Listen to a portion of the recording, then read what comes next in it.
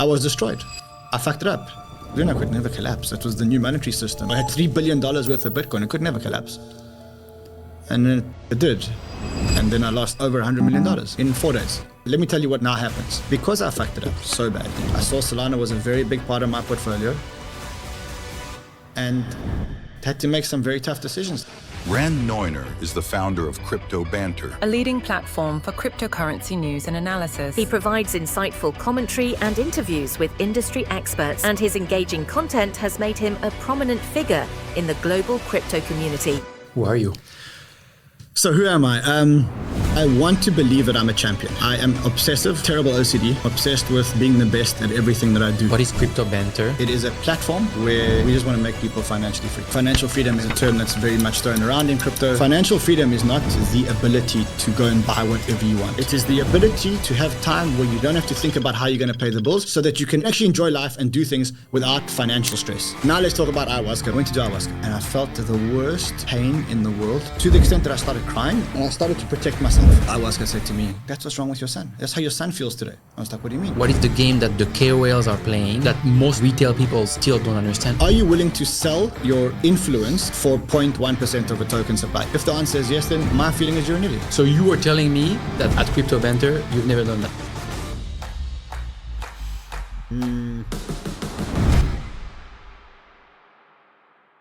69% of the people who watch this podcast have not subscribed. If you enjoy this show, if it provides value to you in one way, shape, or form, can I please ask you a little favor? Can you click that subscribe button, give this video a like, and leave a comment down below? It helps this show more than you can imagine. My goal is to bring the absolute biggest and brightest people on this channel, and the best way to get there is to have all of us rally together and build the When Shift Happens family.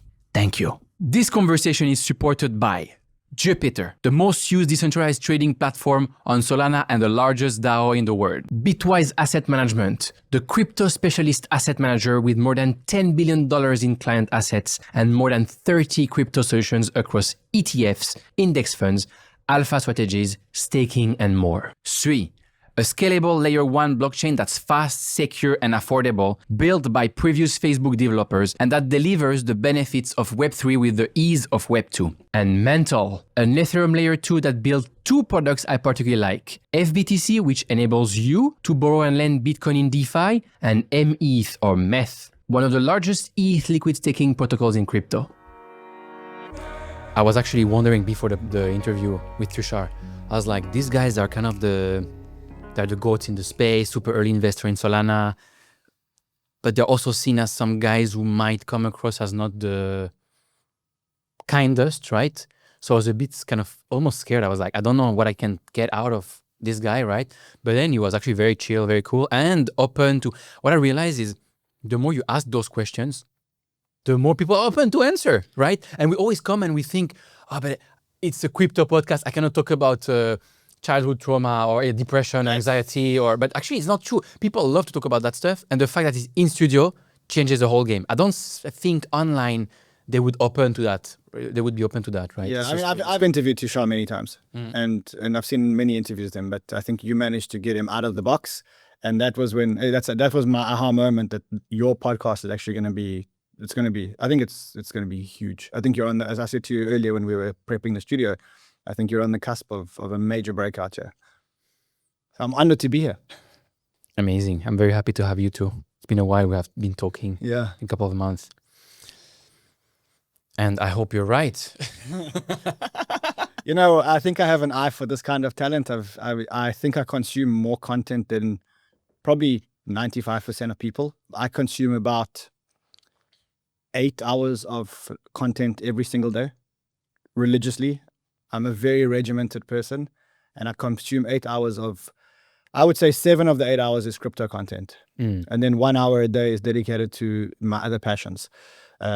Formula One is one of my passions. Understanding the human brain, how the human brain works and how people make decisions is another one. Behavioral economics is a third. So that's kind of like where I spend my time. Why do you spend 7 hours a day consuming crypto content?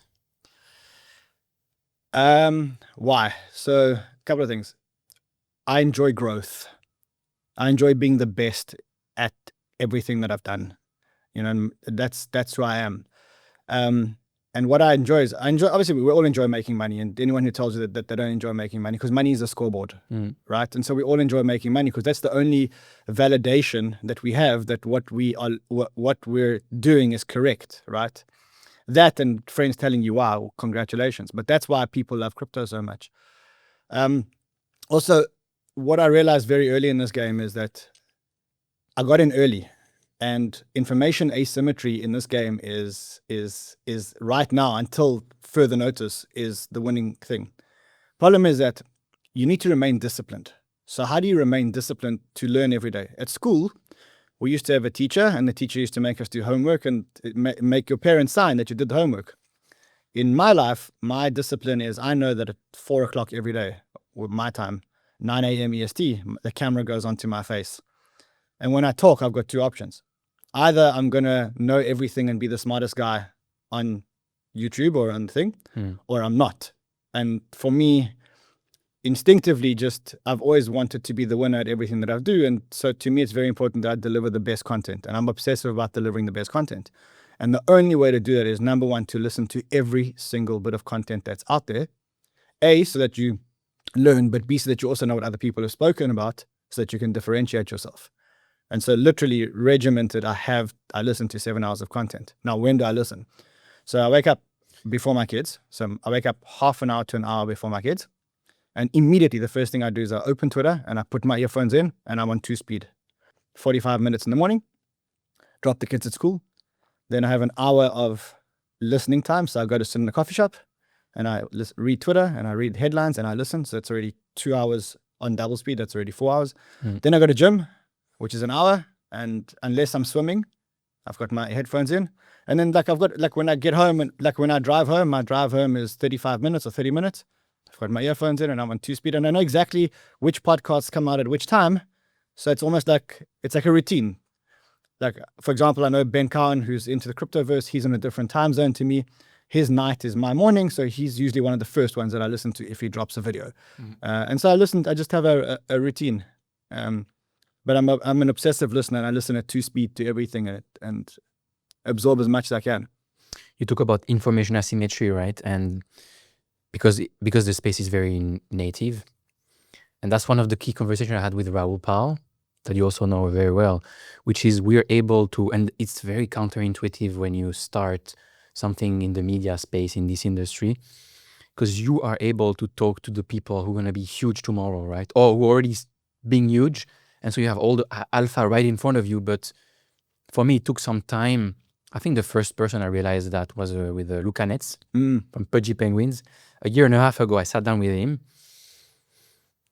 and I talked to him for like an hour and a half. And then I realized, I went home and I was like, this guy is built different. But I couldn't really understand. I was like, if I talk to this dude and I think he's built different, and I think that NFTs, there's pretty much nothing in this NFT kind of world except this dude who's doing something serious, and he was 2023, so it's kind of like before you anticipate the next kind of bull market, right? But I don't do anything out of that, meaning I don't buy a bunch of Pudgy Penguins. I could literally miss the whole thing while having the alpha in front of me, right? But it's extremely hard to realize that it's possible, right? That you have this chance that is probably not going to happen again. And Rahul always compares that to, the 70s or 80s, being in London with the music industry and having these guys were playing music in a bar, and you don't realize that these are the future stars of tomorrow, right? And so we get this alpha, right? We get this information asymmetry, which is amazing, but then you need to take action. So maybe it was my luck in terms of how my life actually played out. But before I came into crypto, I built and sold a very big marketing company. It was the biggest marketing company in Africa. We sold it in a very big acquisition. And was my entry point into crypto. So I had money, and actually what the next phase of my life was actually just to invest and preserve my capital, right? At the same time, I stumbled onto the most crazy opportunity. And that was, I managed to launch the world's first televised crypto show and it was aired on CNBC. And I'll tell you the story probably at some time in an interview, but what I didn't realize before I did it was that when you're in the media And remember, this was in 2017 when mainstream media hated crypto. And then there was this guy flying around the world filming stuff for CNBC. So you can imagine that everybody wanted to speak to me. I spoke to CZ before he launched Binance. I spoke to, you name it. I met everybody in crypto. And they all wanted to tell me their story because they all wanted a chance to be on CNBC and talk about crypto, right? And so what I realized was all these guys are coming to me and feeding me information. And that is exceptionally powerful. And I had on the other side, I had a war chest of money because I just sold my business. And so what I realized was that I was getting a lot of information. Now, some people came to me and said, oh, bro, you got inside information. No, it's not. I was doing research, but the way that I was doing research was in a different way. I did it with a camera in front of my face. And look, it was not planned. I wish I could go back and say, I had this master plan of, it's just the way that my life worked out. And then I realized that I didn't realize the power of the media. But after being in the media, I realized how powerful being in the media actually is.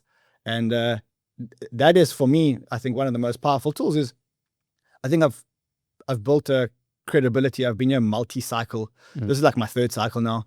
And so people come to us with information and tell us because they want to be featured on the channel or because they want exposure. And if you can use that information that you get to create an investment thesis. And I'm glad you brought up Luca because I think, he's an exceptional human being. And I mean, the way his brain sees 5 steps ahead is and again, we did the same thing. We spoke to Luca. We saw 5 steps ahead that this guy was he knows, he sees ahead. And, you use that to create an investment thesis. You invest and you tell your community that you're doing it in an open, honest, and transparent way. And then you've got a great recipe. Dear When Shift Happens family, the following message is probably the single most important thing you should take away from today's podcast. If you're serious about your crypto investing journey, please take some time to learn how to self-custody your assets to make sure that nobody can take your coins away. Ever. If you don't learn how to be your own bank, it is very likely that one day you will lose all your hard-earned crypto. The safest way to hold your crypto is in a cold storage that we also call hardware wallets. Hardware wallets are not complicated and they give you peace of mind. I personally use a hardware wallet called Trezor. It is open source, very easy to use, and the first hardware wallet created ever. As we like to say it in crypto, not your keys, not your coin. You can order your Trezor wallet with a 10% discount by following the link in the description down below and by using the promo code WSH10. And now back to the episode. And there's not that many people in crypto who are actually long-term thinkers and building amazing things. So if you go and sit down with them, it's not that hard to realize, oh man, I'm having someone in front of me who is built different. And I was talking, because I also didn't realize, I was doing all this thing every week, okay, I'll sit down, I have this kind of gut feeling, oh, this one could be a good one, etc. But with time, I realized I was talking to one of the co-founders of Swissborg and he was telling me, Kevin, I used to be a trader in traditional finance on the trading floor where, 100 people on the trading floor, 200 people, analysts. But we had 8 managing directors, right? 8 bosses. What were these bosses doing all day long? Interviewing CEOs. That's why they were the bosses, right? And then we're coming to us and then we're doing some analysis, etc. And so this is a very old job, right? Except now we have camera on and we can use media as leverage to kind of educate masses. But it's I didn't realize that. And then I was like, fuck, actually, okay. It's just a very old job. I didn't invent anything new. And sometimes when I really think, sometimes you should not think too much about what you're doing, but I'm just what am I doing concretely? I'm sitting down with people and I'm having a conversation and there's 3 cameras and we're just recording. It sounds so primitive, right? But in this new world of media, where media is a big leverage, and in this amazing industry that is the highest leverage industry in the world, it makes sense, right? It's the concept of a masterclass. I must say to you, I wear 3 hats or multiple hats in my day-to-day life. So the first hat that I wear is I'm a broadcaster, which means I'm a personality. The second hat that I wear is that I run a business. I run the business of broadcasting, the business of banter. The third hat which I wear is I run a fund where I invest capital into projects. And if you ask me, all those come with, one is you put on the camera and you get the dopamine rush of validation of people watching you and commenting and views going up and number go up. And that's an addictive drug, right? Much more than crypto prices going up, I realized. This really fucked my mind completely. Whereas crypto prices going up and down, even making crazy money in one day or losing, like this is nothing compared to the dopamine addiction of Look at my YouTube app. It's on and YouTube Studio. You just right? use, and all I'm looking at is I'm looking to see it's horrible. the real time. And then you have all the social media channels, and you have all the comments and the likes and the click on every, plus all your Telegram, plus all your emails, and then it just fucking ruins your mental health completely. But it's a drug. It's an absolute drug. So that's the one drug that I have. The second part of my job is running a business. And running a business, to be honest, is to me the worst part of the job. It's dealing with human problems and why aren't you performing well and you should be performing better. But then the part that I actually really love the most is meeting, for the fund, I meet with founders of projects and we discuss what they're building. And that for me is the best part. And I'll tell you why that's the best part for me. The first one that I mentioned is internal validation. It's, hey, bro, you're still good looking. You can still smile. People love you. That's cool. Every human needs that. But the part that I love the most is building my knowledge base. And when I speak to a founder and he explains a new protocol to me and he explains what he's doing, and then I know that I can challenge him and perhaps even assist him and work collaboratively to build, that's the part that I actually enjoy the most. So if you were to say to me, like, if you could keep one part of your day, the one part of my day is I'd speak to project founders all day long. Because we speak to hundreds of projects. And that means that we have real information asymmetry. And it's like you start to get really, really, really smart. And I think it's the same for you because I've listened to a lot of your podcasts. And I imagine that inside you have got so much data that like, to sit with Raoul Paul for 3 hours and to extract data from him. And then, in the same year, month, to sit with Tushar and extract data, you just need one computation to put the two informations together. Absolutely. Yeah, you develop pattern and judgment.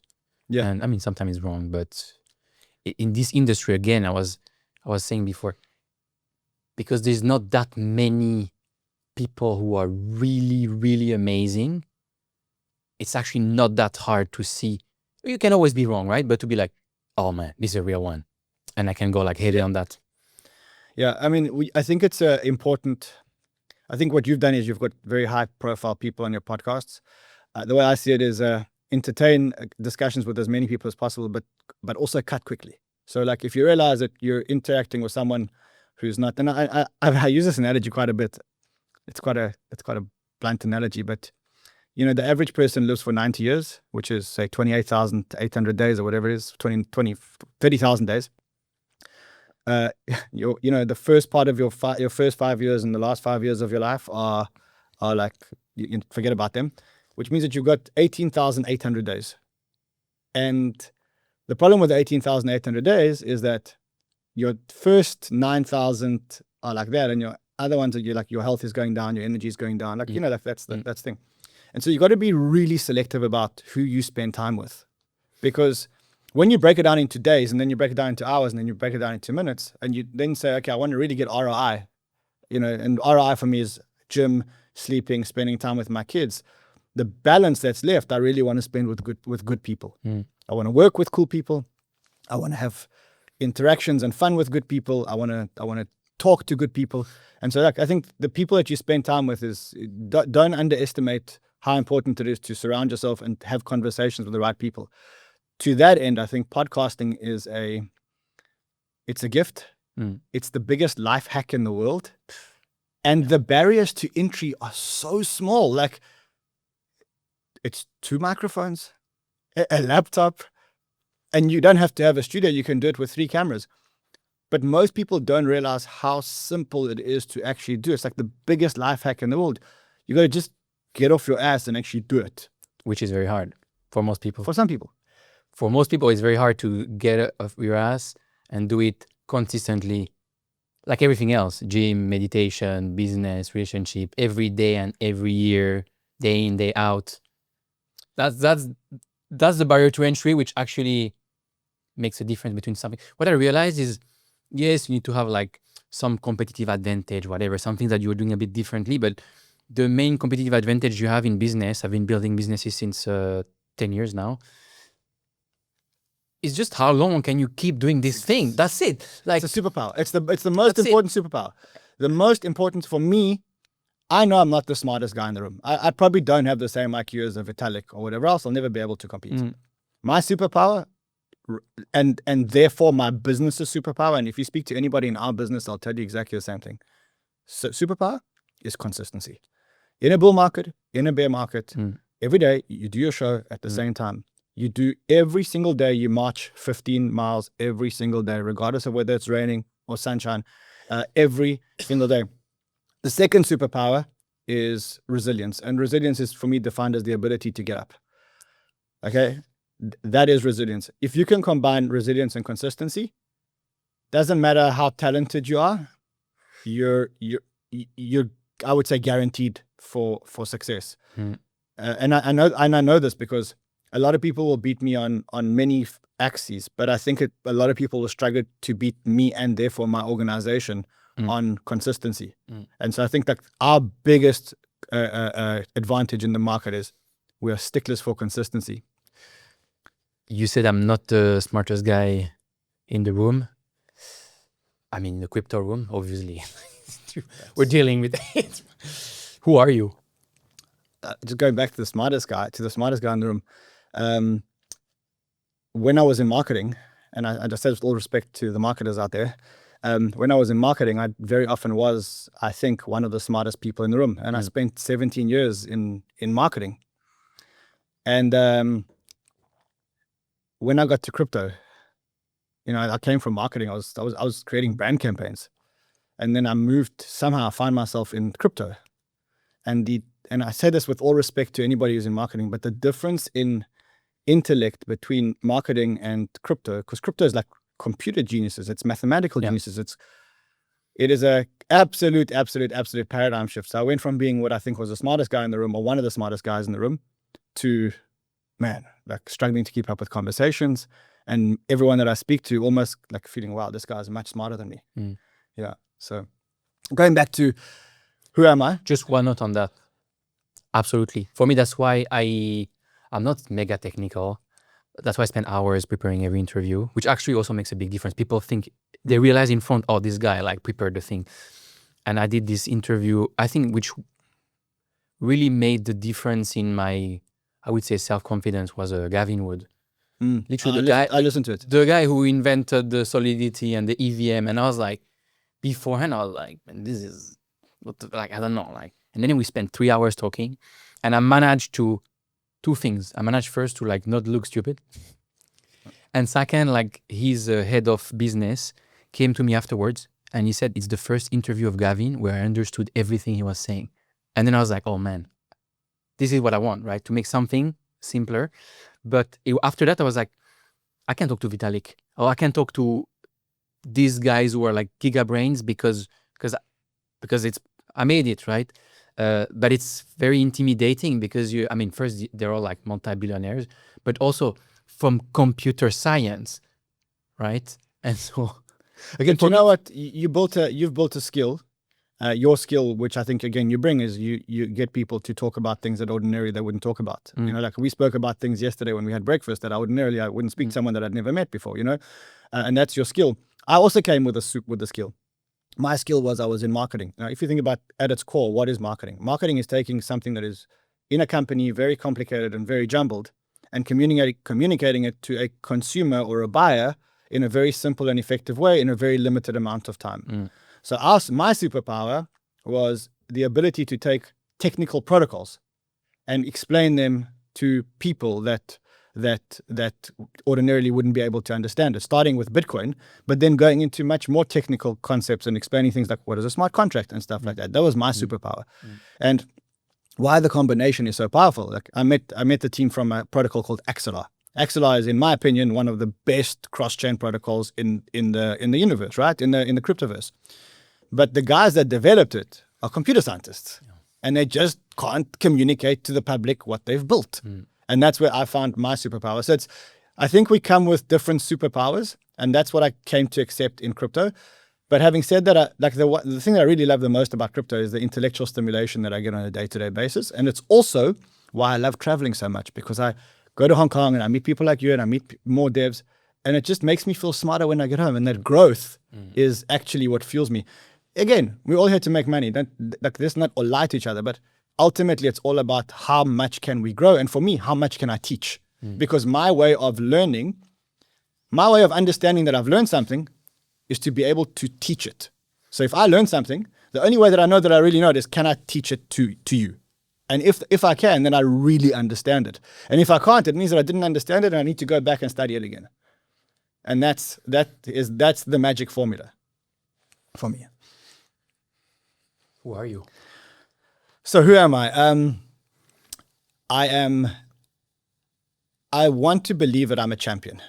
And why I say that is, I am obsessive. I've got terrible OCD, and I'm obsessed with being the best at everything that I do. And when I say everything that I do, it started off when I was a kid. Like, I always wanted to be the best at everything that I did, to the point where I live my life by this mantra of brilliance or nothing, and always win by a mile. So those are very scary things to live your life by. But it's every aspect of my life. So when I say every aspect of my life, if I were to define myself, I was born with champion OCD, which means that if I'm in a position where I can't win, it gives me terrible anxiety. And so it goes down to every aspect of my life. Number one, I want to be the best father in the world. And that is, for me, the most important thing in life is I want to be the best father in the world to my kids. Nothing else really matters to me. What does that mean? Being the best father in the world?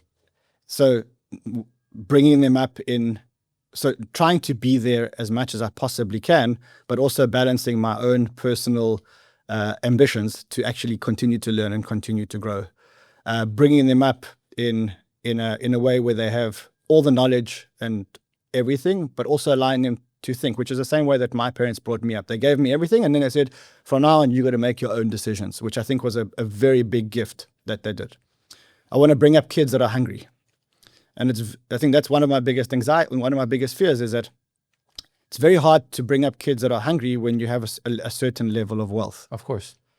I came from nothing, and I had hunger because I wanted to prove the world wrong. And because I think I was born with, I don't know if I was born or nurtured, but I cannot, in my head, I cannot not win. I have to be the number one streamer. I have to be the biggest business. I have to be, otherwise it gives me, people that work with me, people that work directly with me, there's a very high rate of people leaving. And the reason is I have such big expectations of myself that I pass those expectations to the people that work closest to me. Not everyone can operate like that. Not everyone can operate in a high performance environment where it's always brilliance or nothing. And every time you make a mistake, it's like the world collapses, right? It's not great. Like, I'll give you a very simple example. New person in our company yesterday, new person, 1 week in the job, presented, not to me, but via somebody else, presented a logo to me. I didn't like the logo. It was a really bad logo. Now, what should I have done? What I should have done is I should have gone to the team that worked with him and said, look, guys, it wasn't really amazing. You should try again. What did I do? I exploded. I was like, this is so bad. How can you present this? Why? Because in my OCD, it wasn't brilliant. And I was upset that it was okay to present something that wasn't brilliant. Okay, now, that's the expectations I have of people around me. But the reason why I have that expectations is because that's the expectation I have of me. When I make a show every day, I live in anxiety every day that the show is not brilliant. 15 minutes before my show, Kevin, 15 minutes before my show, bro. I do a show every day. I've done over 3,000 shows. I don't know how many shows I've done. 15 minutes before my show, I'm in panic. It's not good enough. It's shit. I don't have enough data. I need more data. Put in more data. This is not good enough. I have a research team. I feel really bad for my research team because every day I tell them how bad the show is. Okay? Every day I tell them how bad the show is. I don't mean to do it, but for me, I just feel that I have to win the race. Now, remember, when you take brilliance or nothing, and then you mix it with another thing, which I can't get rid of, and that is win by a mile. Win by a mile means that when you beat your competitor, you don't beat them by that much. You aim to beat them by so much that So I don't only want my show to be better, but I want my show to be that much better. Okay, now the problem with that is that you're not being chased by people, you're being chased by a ghost. And the ghost is always here, but it doesn't really exist. And so I have this, if you want to call it an anxiety, of not winning by a mile. And I'm not comfortable unless I feel that I'm very far ahead of my competition. So whereas I could probably get away with 1 or 2 researchers for my show, how many researchers do you think I have? I have 10. 10 researchers for one YouTube show. It's obscene. It's absurd. But that's how I am as a person. So you asked me to summarize myself. I have terrible OCD and I just want to win, and I want to win by a mile. And it's in everything that I do. And I wish that it wasn't like that, but I can't break it. You can't break it, or you don't want to break it? I can't. Have you ever tried? Yeah. How? For example, I try and go on vacations. Like, vacations are really tough for me, bro. Really tough. Have you ever seen a therapist? I have my ways of doing therapy, and I don't know if I'm allowed to discuss them on your podcast, but I mean, I regularly go on ayahuasca retreats. We'll talk about that later. I don't know if I'm allowed to talk about it, but yes. I have tried to see therapists, not for that, but once or twice, and I just don't really believe. Having seen what other means of therapy there are, which are, naturally induced and stuff like that, I think that I could probably get better value for it, and I've tried it. But also, to be honest, I don't know if I want to stop winning because it's my drug. So it's like, I love it, bro. That's what I enjoy. So you think that's what I enjoy, right? Naval Ravikant, I think he says something along the lines of happiness is a peace in motion. Peace in motion, yeah. It doesn't feel like your life is peace in motion, right? Because you're saying, like, I'm always like kind of angry and not happy and stressed. I mean, not happy, but stressed out and anxious and everything. Are you happy? So you're looking at the bad side of it. I'm always winning also. And when you're always winning, it's an amazing, amazing feeling, right? Like, it's a sense of achievement every day that you're like, that you're good and you're doing good things. I watch my kids grow and be who they are, and I'm like, fuck, yeah, I've really succeeded here. I watch my business grow and succeed. I'm like, wow. So my peace is winning. The price that I pay for winning is the anxiety is probably the wrong word, but is the pressure that I have all around me. You know what I found though as well? I think I'm addicted to pressure. And I think that when I'm not under pressure, I'll give an example. Yeah. And again, it's like a real life example. We take effectively one real summer vacation a year. And that's in South Africa. It's a December vacation, not June or July like Europe. And I booked 2 weeks with my family in Mauritius. So 2 weeks, one resort with the family in Mauritius. I came back one day early. Just because it was too much relaxation. It was too much rest. It was too much not winning. It was too much like chilling. I understand that. Also, I think it comes from going through some traumatic events in business, right? And in money. And so you have this, you develop this thing, which I also have now, which is I become anxious when I'm not anxious. When I'm too chill. So for example, I could go on holiday a couple of days, it's fine, right? But if I go more than that, I start to disconnect, and that's going to trigger like an anxiety because I'm like, fuck, I'm too chill. Therefore, I'm anxious because you're already anticipating that this is going to fuck things up, right? Because you need to be in control of things and to push, otherwise things don't happen. So this I completely understand. You said you have your way to deal with this character and stress and everything, right? You talked about ayahuasca. So let's talk about that now. I think we'll talk about it. I just want to go back to one of the things that you said, and you said it comes from maybe traumas in business and stuff like that. And I don't know if it's traumas in business or traumas in life. And I'll tell you, I think one of the things that really drives me is that there's certain people that are not competitive at all and don't really care. And my wife is one of those people. So my wife is completely the opposite of me. She has zero competitive nature to the extent that she actually hates competitive sport. So she won't watch a game of tennis because she just doesn't like that one guy loses and one guy wins. Okay? So she's the opposite of me. I'm the other way around. When I was younger, I grew up in a house where we were not poor. When I say we're not poor, we always had food on the table, and we always lived in a house, and we never were on welfare or food stamps or whatever else. But we were one working parent, and my parents decided to have 5 kids. So one working parent who was never really a director or an entrepreneur, he was just a salaried employee, and 5 kids. And my parents also wanted us to all be well educated, so they sent us to the best schools, or tried to send us to whatever they could afford, the best schools. That was a bit of a fight when I was younger. The problem is when you go to the best schools, the majority of the kids are rich because the best schools cost the most money. And so the problem is that I was always the poorest guy in the class, or nearly the poorest guy in the class. The problem with that is that you can't have nice things when other people have nice things. Now, when you're a kid, it manifests itself in small things. Like all the kids have these playing cards and you have less playing cards.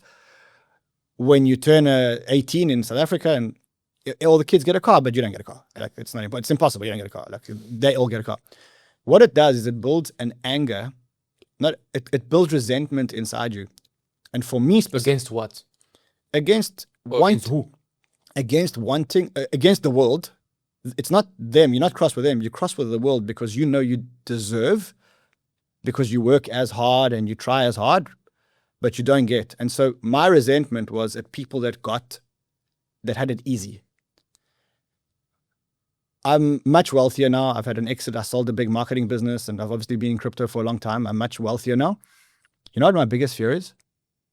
Going back to where I can't have where I was. That is I live with that anxiety every single day. Yeah, but I would argue it's a healthy anxiety to have, because that's what keeps you from not fucking up and losing it all or a lot, which already happened to most people who took risks, right? I don't drive fancy cars. I don't wear fancy watches. I don't buy crazy things. Why? Because I really, really, really appreciate where I came from. You know, like for me, I think the one thing which was like a massive paradigm shift for me was the upgrade between business and economy class travel. For me, it's a very good conversation to be had, actually. It's like for years I probably could have afforded to and should have used business class travel, and I still landed up flying economy class. And there was a time in my life where eventually it snapped, and I was like, okay, you're getting a much better night's sleep.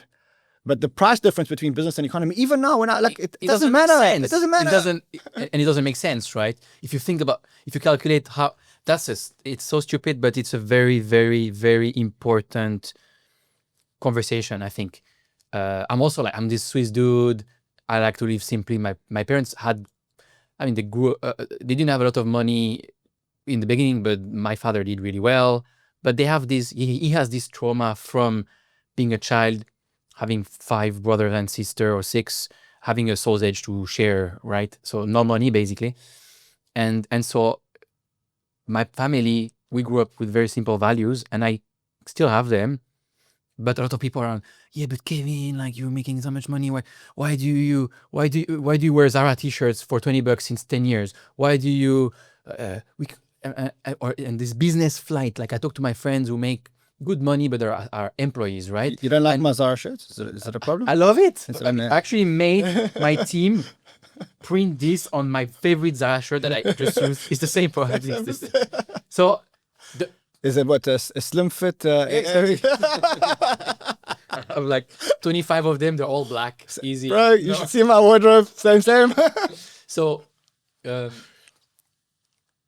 when is it okay? I mean, for everyone it's different, but when is it okay to fly business? And this is also when you start to meet a bunch of girls, and then hey, I want to fly business, but like the problem of if we take a business flight now, it's not that it's going to cost. First, it's going to be too much for what it is, but it's going to cost way more. But not now. It's going to cost way more for every future flight in the future. So your $5,000 or $4,000 decision now actually costs you $1 million, right? You can't go back. You can't. Once you've gone the one way, you can't go the other way. So now let's talk about ayahuasca, because I think this is you wanted to go there. Let's go there. And I really hate talking about this in public forums because unless you've done it, you can't understand it. And then it's like me trying to explain to you the taste of a coconut when you've never tasted coconut before. It's impossible for me to do. Ayahuasca for me is a very spiritual journey.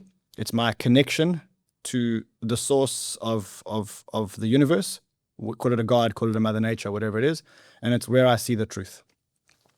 And I know for sure that it's the truth because every big decision I've made in the last 15 years has been as a result in some shape or form because of guidance. And every single one of them has been for the better.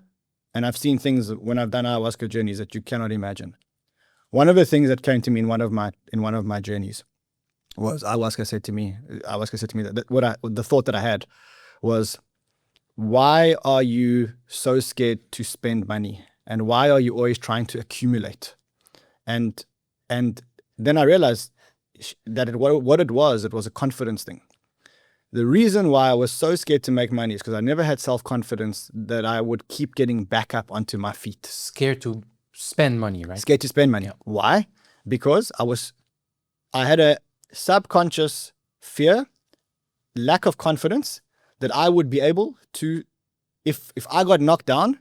Well, the reason why I was hoarding money was because I had you always need to have a nest egg. And the reason why you always need to have a nest egg is in case one day you cannot generate. That's the psychology behind it. And the message that I got in the journey was, you've been knocked down so many times, and every single time you've got up again and you've got up better and stronger. So you don't need to keep saving and saving and saving. And the message that I got was a very strong, overwhelming message. He said, live your life. Live your life so hard that you die in debt. In other words, the message was, don't store or hold anything. Enjoy every moment and spend as much as you can, because the older you get, the less the marginal utility of a dollar, right? Today, a dollar can mean I can spend and I can fly around the world. Tomorrow, I might not be able to fly around the world, and therefore responsibly live. Shouldn't say responsibly, but I'm adding the word responsibly. Responsibly, I wanted to say also, obviously. Yeah. Live so hard that you actually land up dying in debt. And I don't think it meant die in debt. I just think it meant don't have assets when you die, because there's no point in having assets when you die. And that's also what's going to help your kids be hungry, by the way. Exactly. That's one of the things that came up. That's one of the things that came. That's one of the things that came up. She said, if you don't, because it is a stress for me. The stress for me is that my kids won't be hungry. She said, well, just don't leave them anything, and then they won't be trust fund kids. I had the same conversation with Mac Novogratz, actually. Yeah. Because he was saying, I came from like a normal family, etc. And but then I see all these kids, if it's too easy, they don't have the hunger. That's why I had the hunger. And then I asked him actually what he's going to do with these kids. And then he was like, yeah. So for you, you had this conversation where you're like, okay, actually not giving anything to your kids? I don't believe that. You see, the problem is, it's very hard for anyone who doesn't have kids, and I know you don't have kids, it's very hard for anyone who doesn't have kids to relate to, when you have kids, something chemically changes inside of you. You go into, it actually does change inside you. Chemically, you get less testosterone, more estrogen. Actually, if you go and look at two subsectors of people and you say, let's take two people, both in the same class, in the same year. One got married, one didn't get married, men specifically. And you see them 20 years later. The one that didn't get married will always be stronger, have more muscle. Normally, you have stronger, more muscle mass, be better looking, etc., etc. Why? More testosterone. Because testosterone is the hunting hormone. And the hunting hormone says that, if you're married, you need to hunt less. So something happens to you chemically when you have kids. Chemically, there's something that happens to you. And from that point on, all you actually care about is providing and caring for your kids. And I remember specifically the moment that it happened to me. I was watching my son. I was a bachelor. Then I obviously met my wife and I got married. But even when you get married, you are in bachelor mindset until there's one moment in your life where that changes. And that was when I watched my first son being born. So my wife gave birth. And you're a man and you're watching and you're holding her hand. And then there's a split second in your life. And I'll never forget that second as long as I live, because something happened to me chemically. I went from bachelor pad, bachelor this, bachelor lifestyle, to I had a helicopter. I was bachelor with helicopter, like bachelor. I was Jordan Belfort, bachelor. And as the second my son was born, I watched it. Something happened to me inside. My knees wobbled. I had tears in my eyes. My knees wobbled. And from that second, I realized that every single minute of my life is now no longer about me, but it's actually about protection of a clan, protection of a family. And that is chemical. So now, let's go back to it. Chemically, hormonally, my body is telling me to provide for my kids so that they, when I say provide, keep them safe. Okay, but safety also means that I mustn't give them and I must make them hungry. What I want to do is not leave them anything. But I'm not going to do that because then I'm going to be an asshole of a father, right? So I have to find the balance. I'm not sure what the balance is. I want them to be really, really, really hungry. I'm not sure how I'm going to achieve it, but it is something that stresses me out every single day. So just one more thing that stresses you out. I love stress, bro. Just keep putting it on, right? Just keep putting it on. What are the other things that Mother Ayahuasca told you? So for those people who don't understand what it is, it's basically what you do is you feel things. First you feel, then you see, and then you resolve.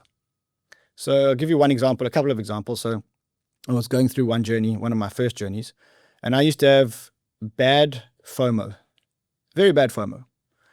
How did it manifest? Well, for example, if you ever went partying with me, instead of going to one party, we would go to 5 parties in a night. Why? Because I'd have FOMO that I'm missing out on that party and then I'm missing out on that party. If anybody tells you, and you can, I don't know, some of my friends from school may be listening to this, but we used to jump from nightclub to nightclub, come back to the first one, go back to the third one, come back. That was our night. Okay, it was exhausting going out with me. Why? I had FOMO that there were better people, more beautiful girls at each party.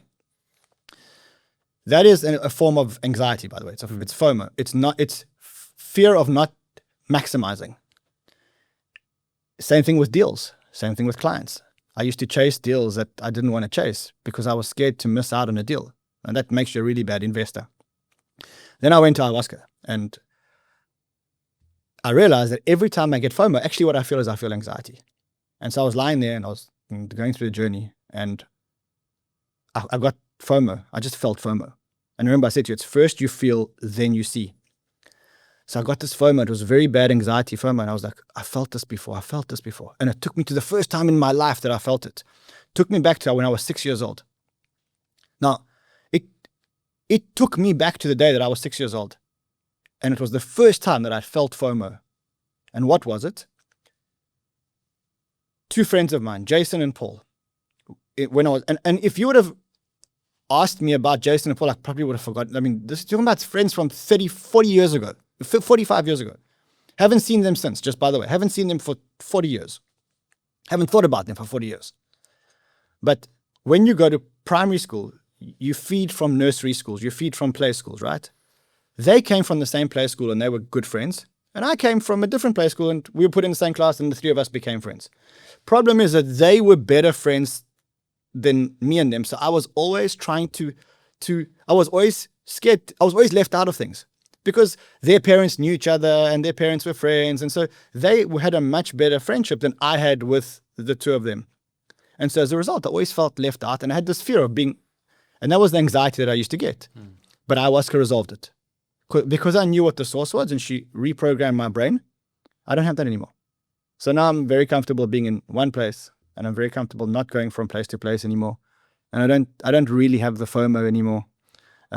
So one Ayahuasca and this is solved. You don't have to kind of train or like if you're developing self-awareness or through meditation or cognitive behavioral therapy that you have to kind of catch yourself. Let me tell you another one. Let me give you another one because then you'll understand it.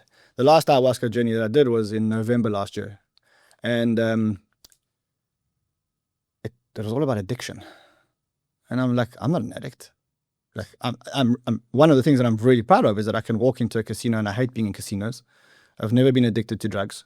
I've never smoked. I don't drink. I'm not addicted. I'm not about money and women and I'm not addicted to business and work. I'm not addicted to women. So my version of it was that I wasn't an addict. She said to me, "You're an addict and you're here because we're going to solve your addictions." And I'm like, okay, I'm not an addict. Like, I'm not an addict. She said, yeah. And I said, I'm not. And she said, well, let me prove to you that you are. And I said, okay, well, what addiction do I have? She said to me, well, you're addicted to Coke Zero. Coke Zero, diet cold drinks. And then I was like, you're right. I've actually drank at least one Coke Zero for the last 20 years. Every day with lunch, an addiction of mine is to drink Coke Zero. And I literally could not have lunch without ordering a Coke Zero. And I was like, okay, maybe there's a point here. And she said, well, let me tell you what else you're addicted to. You're addicted to number go up.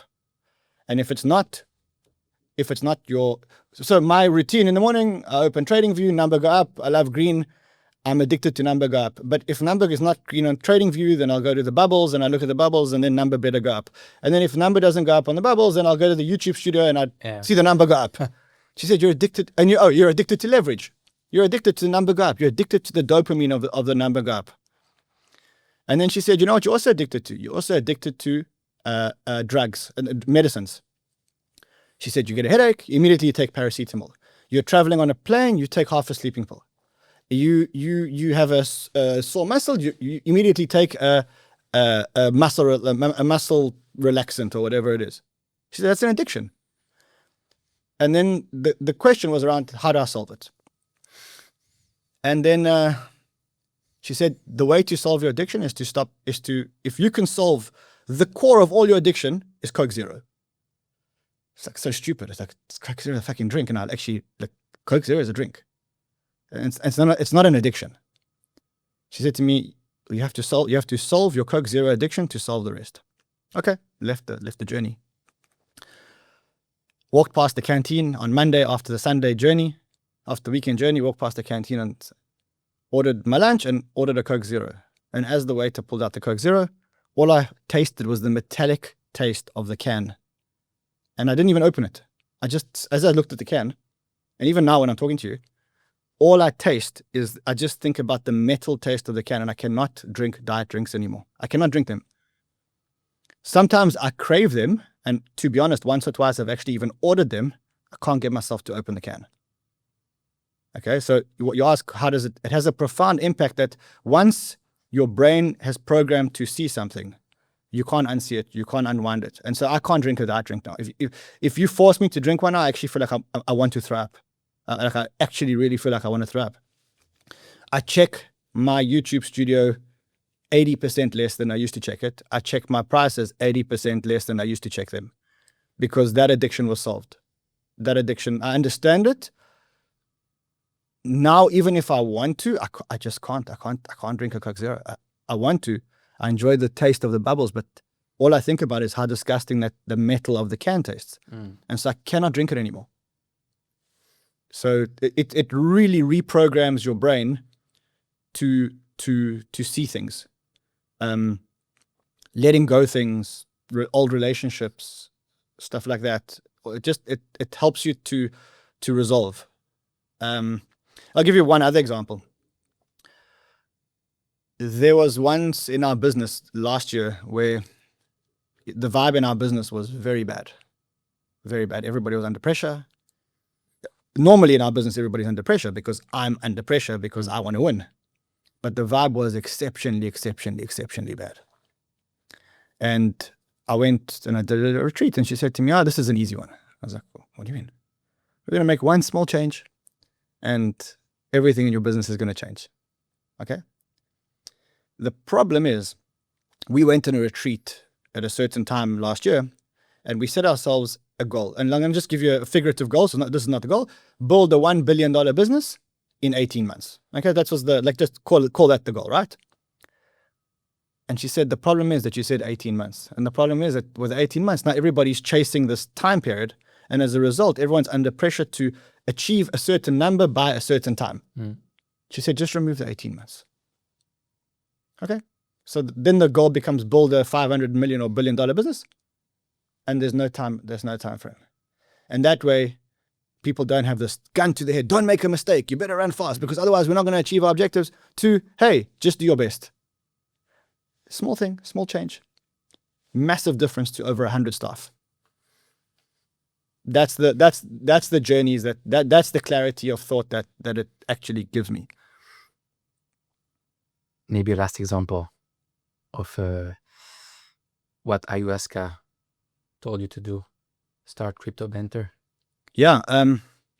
I think it was the first ayahuasca you've done. Right? No, I did it. My first one was many years ago, but let's go back. So sold my marketing business, started crypto, did CNBC, was very successful. Remember when I did my marketing business, I was probably the most highly decorated entrepreneur in South Africa. I won EY Entrepreneur of the Year, Business Leader of the Year, National Business Awards, Business Leader of the Year. I was on the cover of every single magazine. I was on the board of the National Business Leaders. It was like I was one of the number one entrepreneurs in South Africa. You said you had 1,500 employees. When we sold the business for $150 million. The exchange rate fluctuates, so it's between $100 and $150 million and 1,500 employees. And I remember that because we had to give them a manifest of all the employees, and there was like 1551 or something like that employees on the manifest. And sold the business, got into crypto, started doing CNBC, went to the United States to try and make it big in the United States, in New York. I really hated New York. And then COVID hit. And so spent probably 2 years in the United States trying to build a business, and nothing worked, bro. First of all, it was the worst crypto bear market in the world, so there was no crypto deals.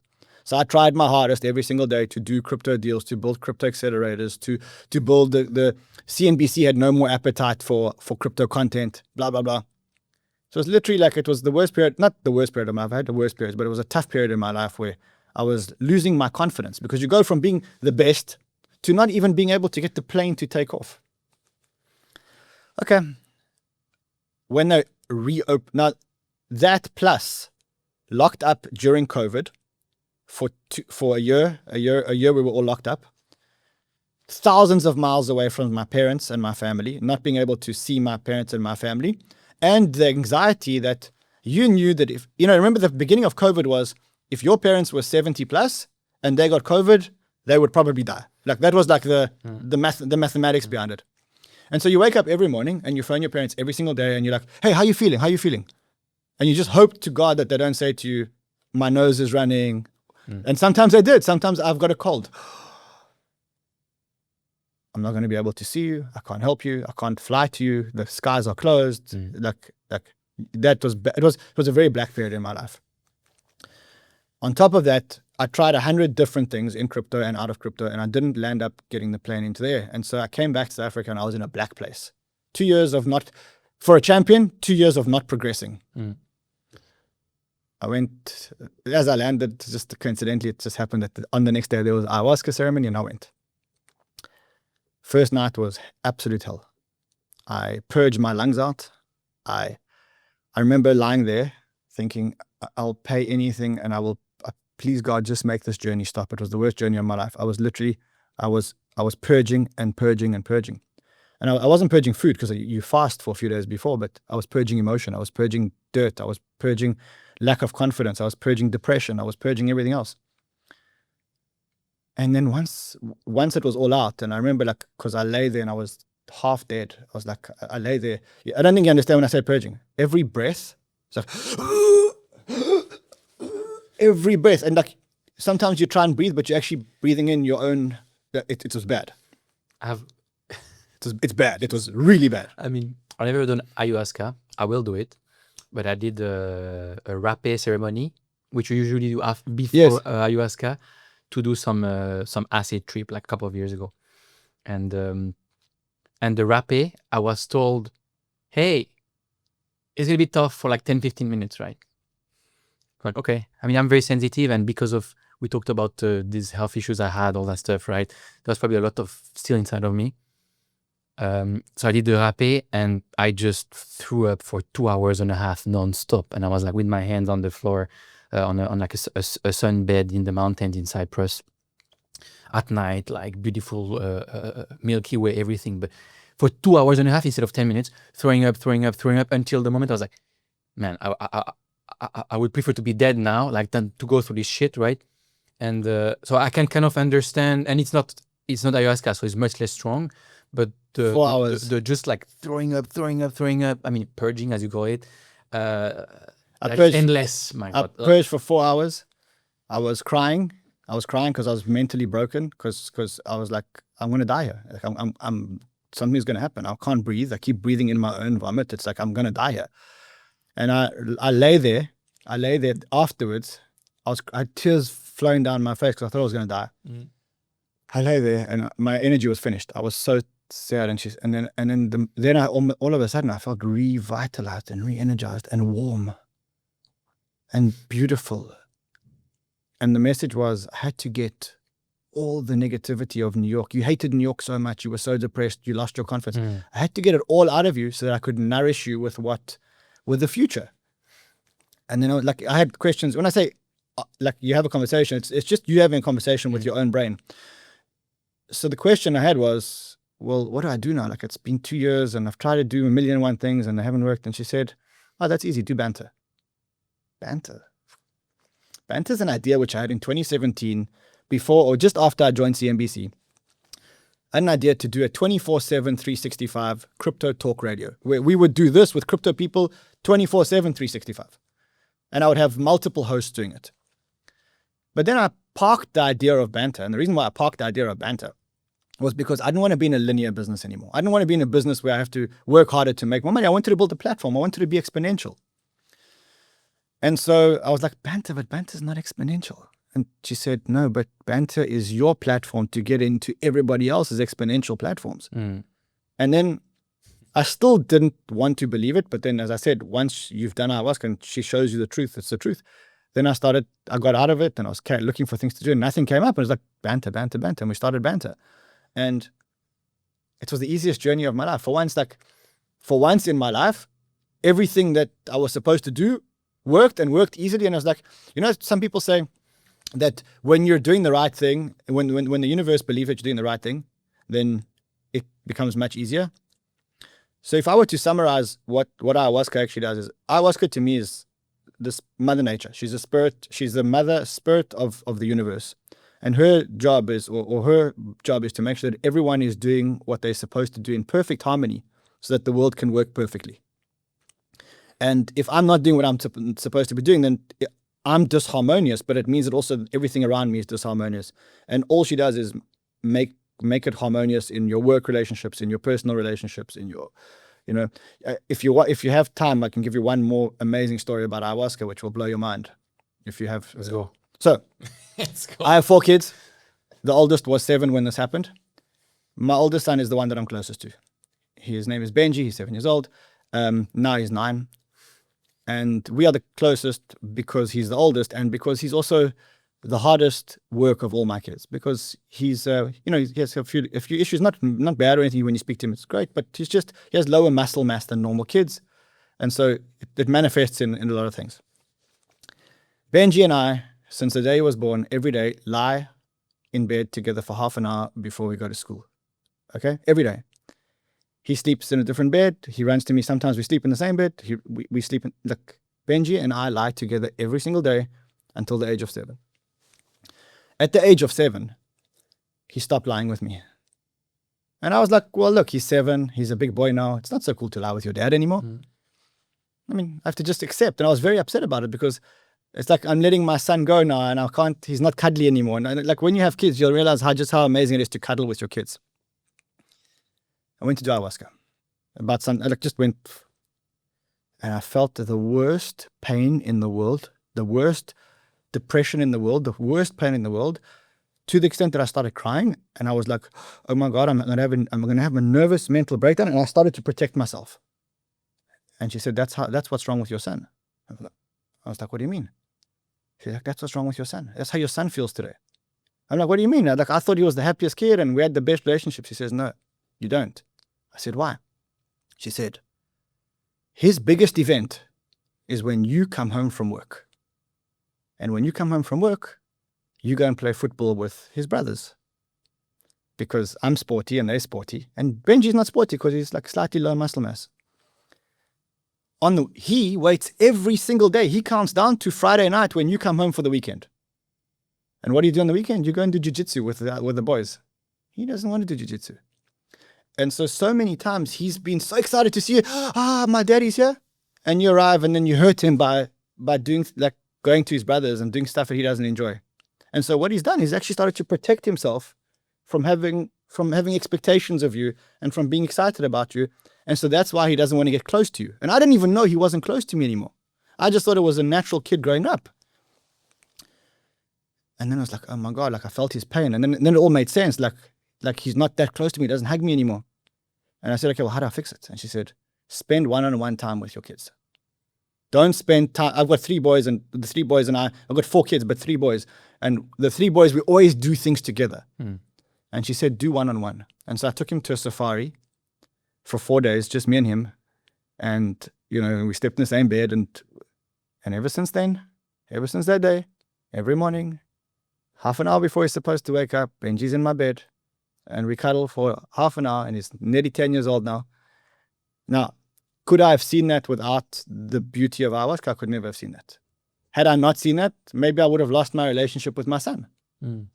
But I didn't. And now my relationship with him is better than ever. And I saw something that I ordinarily wouldn't have seen. I'm going to do some ayahuasca.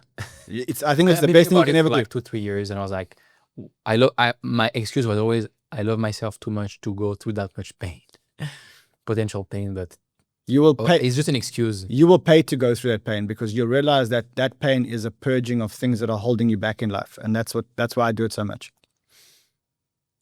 What is Crypto Banter, if you had to explain it to your kids? It is a platform where we want to make people, where we led by a mission, and the mission is we want to make people financially free. And I can talk to you about what financially freedom is. But our mission is we just want to make people financially free. And I think financial freedom is a term that's very much thrown around in crypto, and that's not what it actually means. And the reason why I'm so obsessed with financial freedom is the following. Financial freedom is not the ability to go and buy whatever you want. That is not financial freedom. People who don't have financial freedom spend all their time in their minds, mind time, thinking about how they're going to pay the bills, how they're going to eat, and how they're going to sleep. Okay, now if you add kids to that, and you say, if you've got a kid and you now have to provide for this kid, and you don't have money, all day long, 24/7, 365, you are stressed about how you're going to provide for this kid, for this family, for your wife, for you. Then you're actually in jail. You don't have metal bars around you, but in jail you still get food, you get accommodation, you get exercise. For most people, they're actually in worse conditions than they are in jail. Not us, not me, not you, probably not a lot of people watching this, but there are a lot of people, most people around the world. I realize that I can't be a surgeon and I can't change people's lives by doing heart surgery, and I'm not a psychologist and I'm not a healer.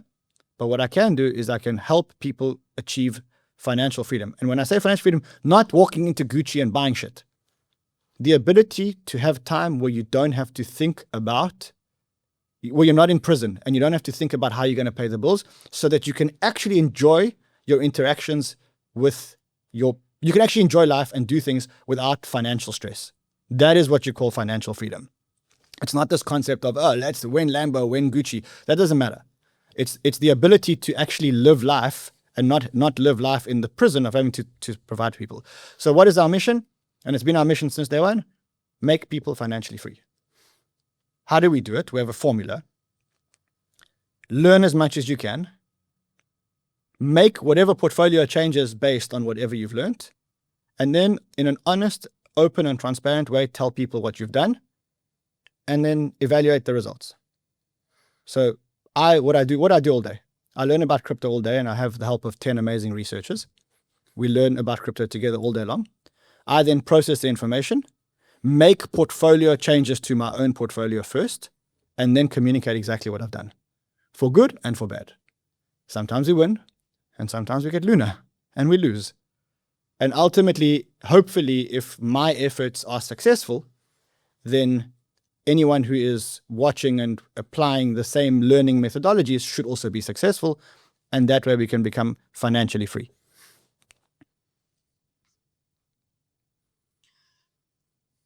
Too many questions here.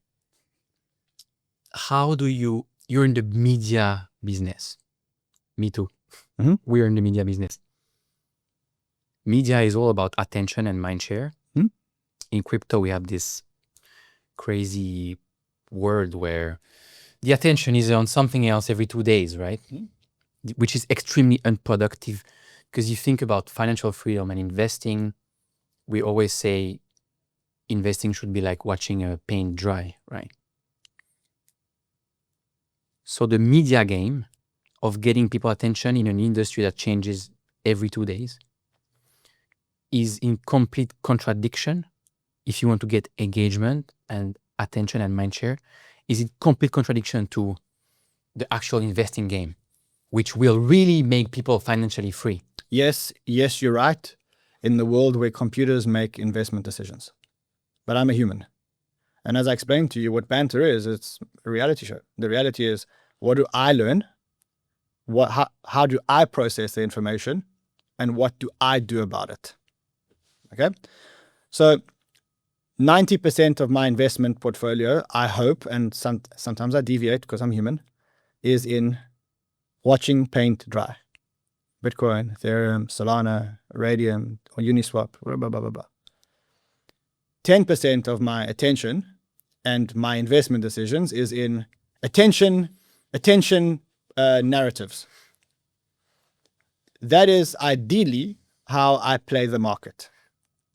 With one caveat. I'm human. Sometimes humans get, because we're not computers, sometimes we get carried away and we make mistakes. And most times when I've made those mistakes, I've paid a very, very, very heavy price for it. So I'm not going to say I'm the perfect investor. I am just broadcasting my journey.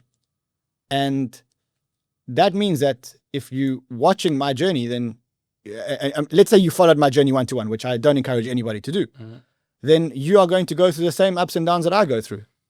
Hopefully at the end of it, we land up higher than we started. And so far, that's been the case. But at the same time, we will make many, many, many stupid mistakes along the way.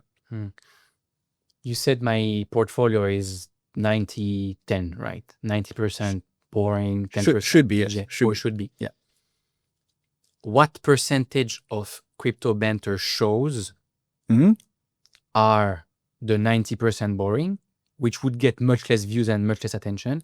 And what percentage of Crypto Banter shows is more on the DJing side, which get much more views? And your business, you need the views.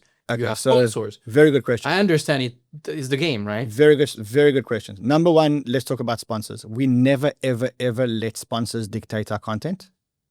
I think we're also the only people that I know, and maybe you do the same thing, where I don't guarantee sponsors when they're going to be mentioned on my shows. I have some sponsors that signed with me a year ago and I haven't mentioned them once.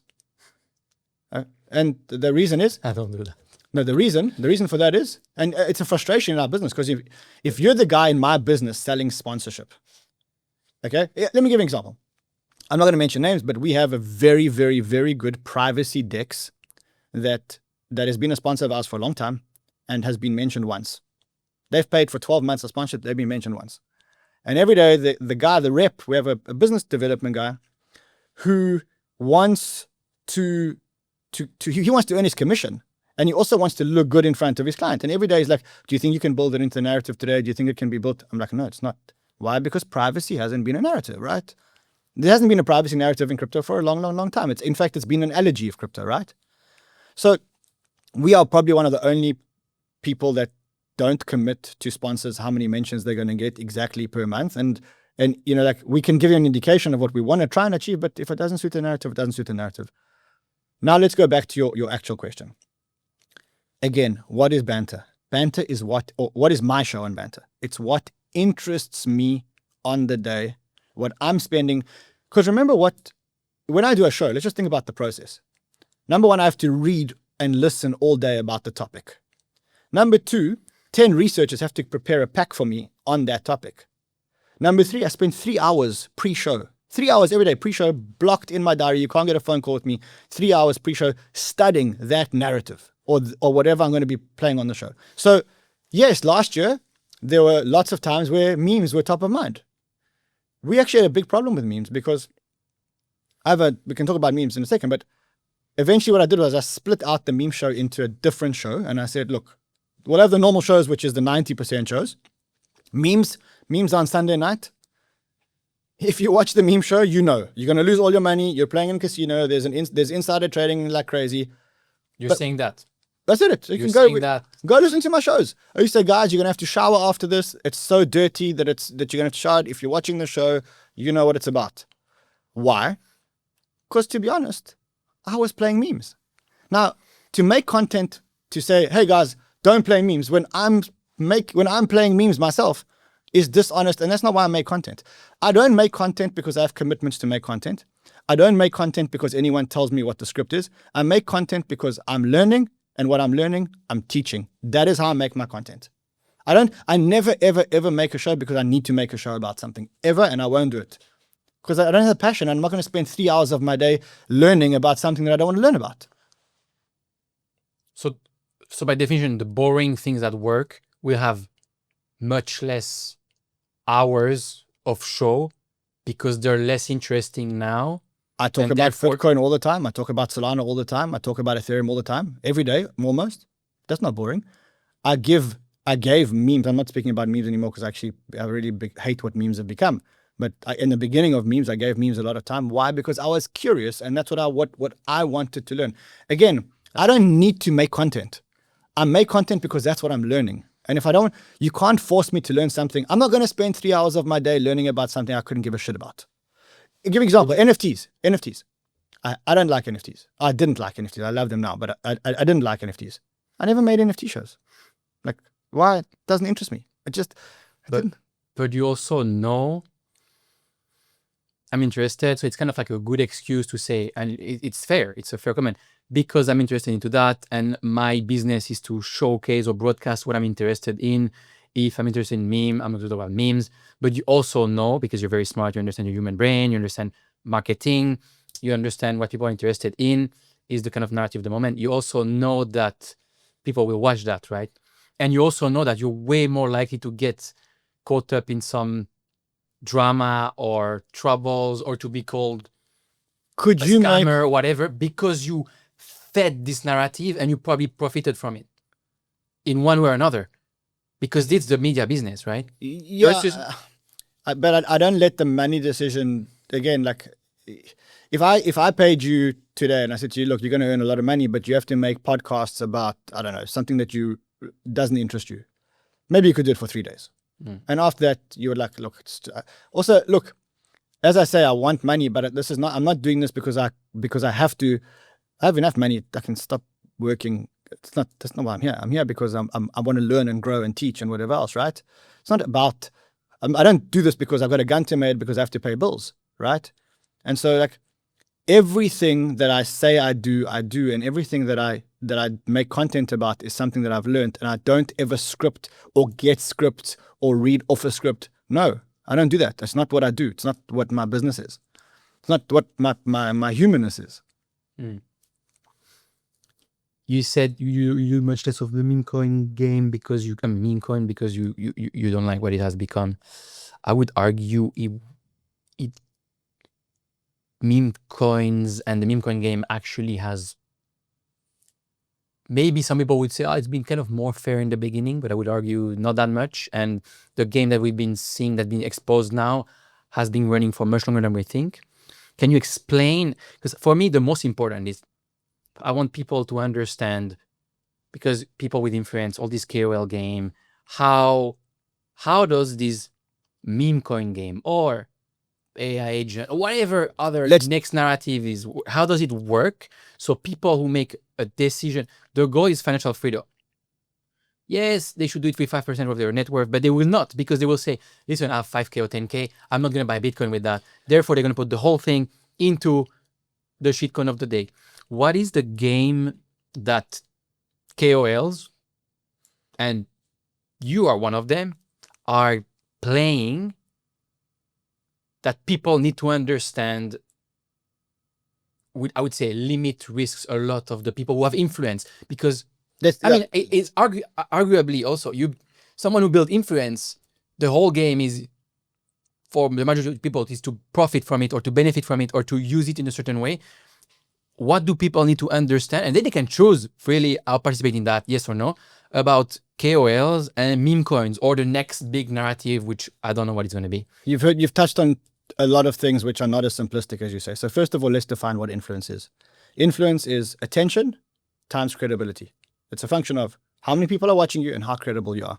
If a lot of people watch you but you have no credibility, you don't have influence, right? If you have a lot of credibility and few people watch you, you actually have a lot of influence, right? So influence for me is attention times credibility. Very important that you keep credibility. What is credibility? Credibility is you have 5 bullets in the gun and you got to make sure that all 5 hit. And if you shoot 1 and it doesn't hit, 20% of your credibility is gone. And if you shoot 2 and it doesn't hit, 40% of your credibility is gone. Now let's talk about losing credibility. You start off with 100% credibility, okay? And when you lose credibility, that's gone. So you're always on a point of credibility.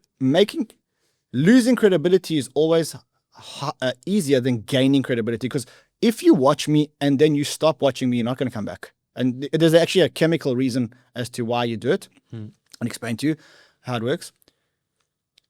Let's just take a very simple example. If you were a subscriber to my channel and then you unsubscribed.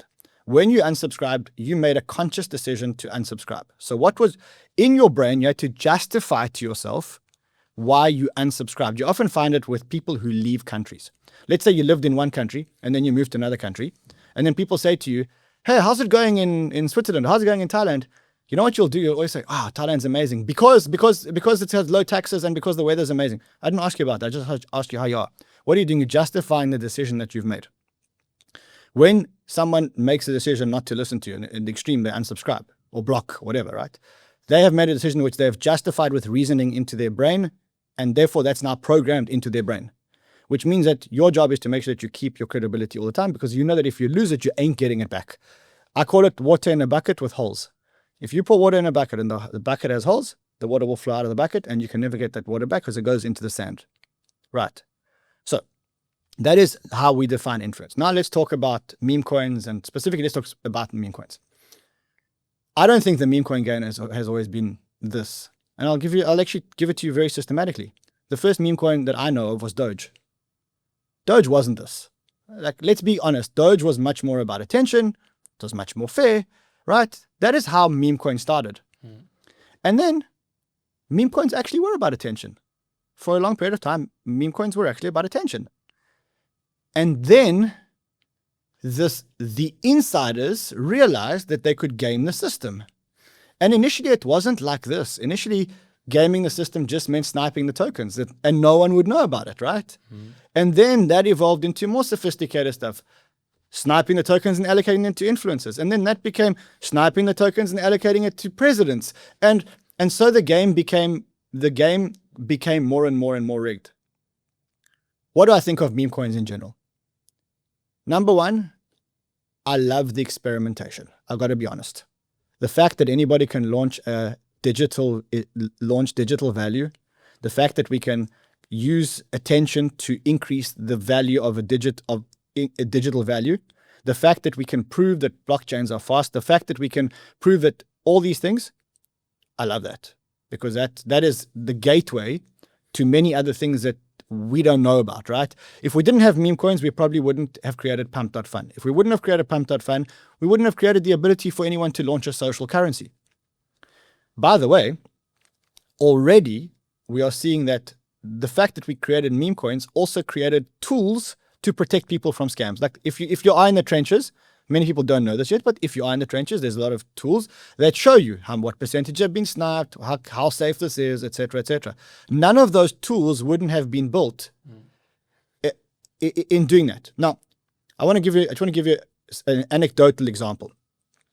In the beginning, when I got into crypto, it was mainly Bitcoin and there was Litecoin and a couple of others, but it was mainly crypto. And then Ethereum came along. And everyone said, you shouldn't allow Ethereum, and Ethereum is really bad for you, and that kind of experimentation is shit. Fast forward a little bit longer, Ethereum created smart contract blockchains, which gave us the whole industry today. I'll give you another example, right? Do you remember when CryptoKitties launched? No, it was 2017, right? I was not really in crypto. So let me tell you what happened when CryptoKitties launched. The market was super, super, super angry because CryptoKitties stopped the Ethereum blockchain, because people were minting stupid cats on the blockchain. What is a CAD? It's this new token standard called an NFT. How stupid is this? How dare you? Vitalik shouldn't allow this. They should put it. Okay, but wait. That became the NFT. The NFT became an in-game item. The NFT became an event ticketing system. The NFT became an identification protocol, right? Now, had we cut that at the beginning when we said it was bad, we would never have got to that point. So you can't cut experiments. Meme coins is an experiment. I agree that there's a very shady part of the experiment, and that's why I'm kind of avoiding that. I don't touch the meme coins anymore. But there's also a very good part of it where we've built amazing on-chain analytics tools, which we would never have needed. We've built the ability for everyone to launch a social currency. And so I think that we're not allowed to cut experiments just because we can't see their value immediately today. Because you never know where these things are going to land up. And if you cut it too soon because of the issues, then you're not going to let the industry expand. And I think NFTs is probably the best example of that. Because if you were around in 2017 or 2018 or whenever they launched, the hate that NFTs got is the same hate that meme coins got today. It's the same hate. How dare you stop the blockchain? This is a financial services tool. You guys are launching pictures of cats. Your cats are breeding. It's the same thing. I understand that, and I think it's completely fair. The only thing is, when you said before, I mean, for meme coin game, or for, I think, altcoin game that people need to understand, you said we sniped and then we allocated to KOLs, right? Mm-hmm. And so for me, I really want people to understand, and maybe now it's not meme coin anymore, or maybe meme coins come back and it's continuing, or what's the game that coins or these cabals launching coins or whatever are playing, and what is the game that the KOLs are playing, and therefore that most retail people still don't understand or don't want to understand.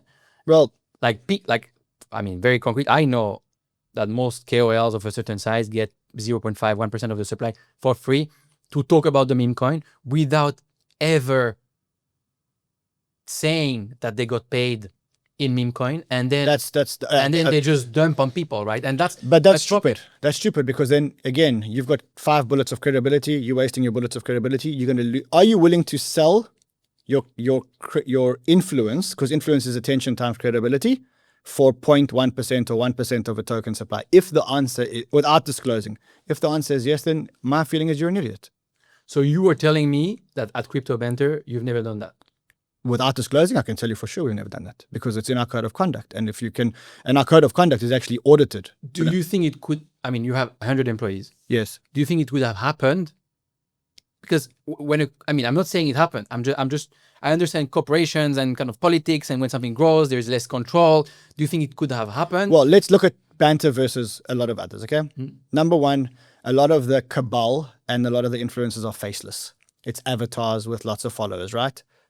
Very few of them have actually, I deal with some meme coin influencers, and I know who they are. I've never seen them, and if they were sitting right next to me at a restaurant, I wouldn't notice them. Okay, we're different. Here I am. People know where I live. People know everything about me. So already that's a major separator. Second thing is, we're in this for the long term. I don't really care about making short-term money. I want to build a huge business, and I want to make people financially free. We're in this for the long term. So we have a very strict code of conduct. What is our code of conduct? Number one, if you have a relationship, you disclose it, and you disclose it in writing and very big. If you go to any one of my meme coin shows, and we did meme coin shows, the first thing I say in the meme coin shows, remember, the Sunday meme show is a sponsored show. Here is a list of our sponsors. There's a sponsor below. They're all in red, marked in red at the top of the screen. Sponsor. And they could be meme coins themselves sponsoring the show. They did. They were. When we disclosed it, we said, hey, this show is sponsored by, I'm not going to mention names, by XYZ dog and XYZ cat, and here's the website, and you can go and check it out. Yes. Always disclosed. Always disclosed in writing and at the top of the screen. Never underhand, I'll give it to you, you never speak about it, never, ever, ever underhand, etc., etc. Okay.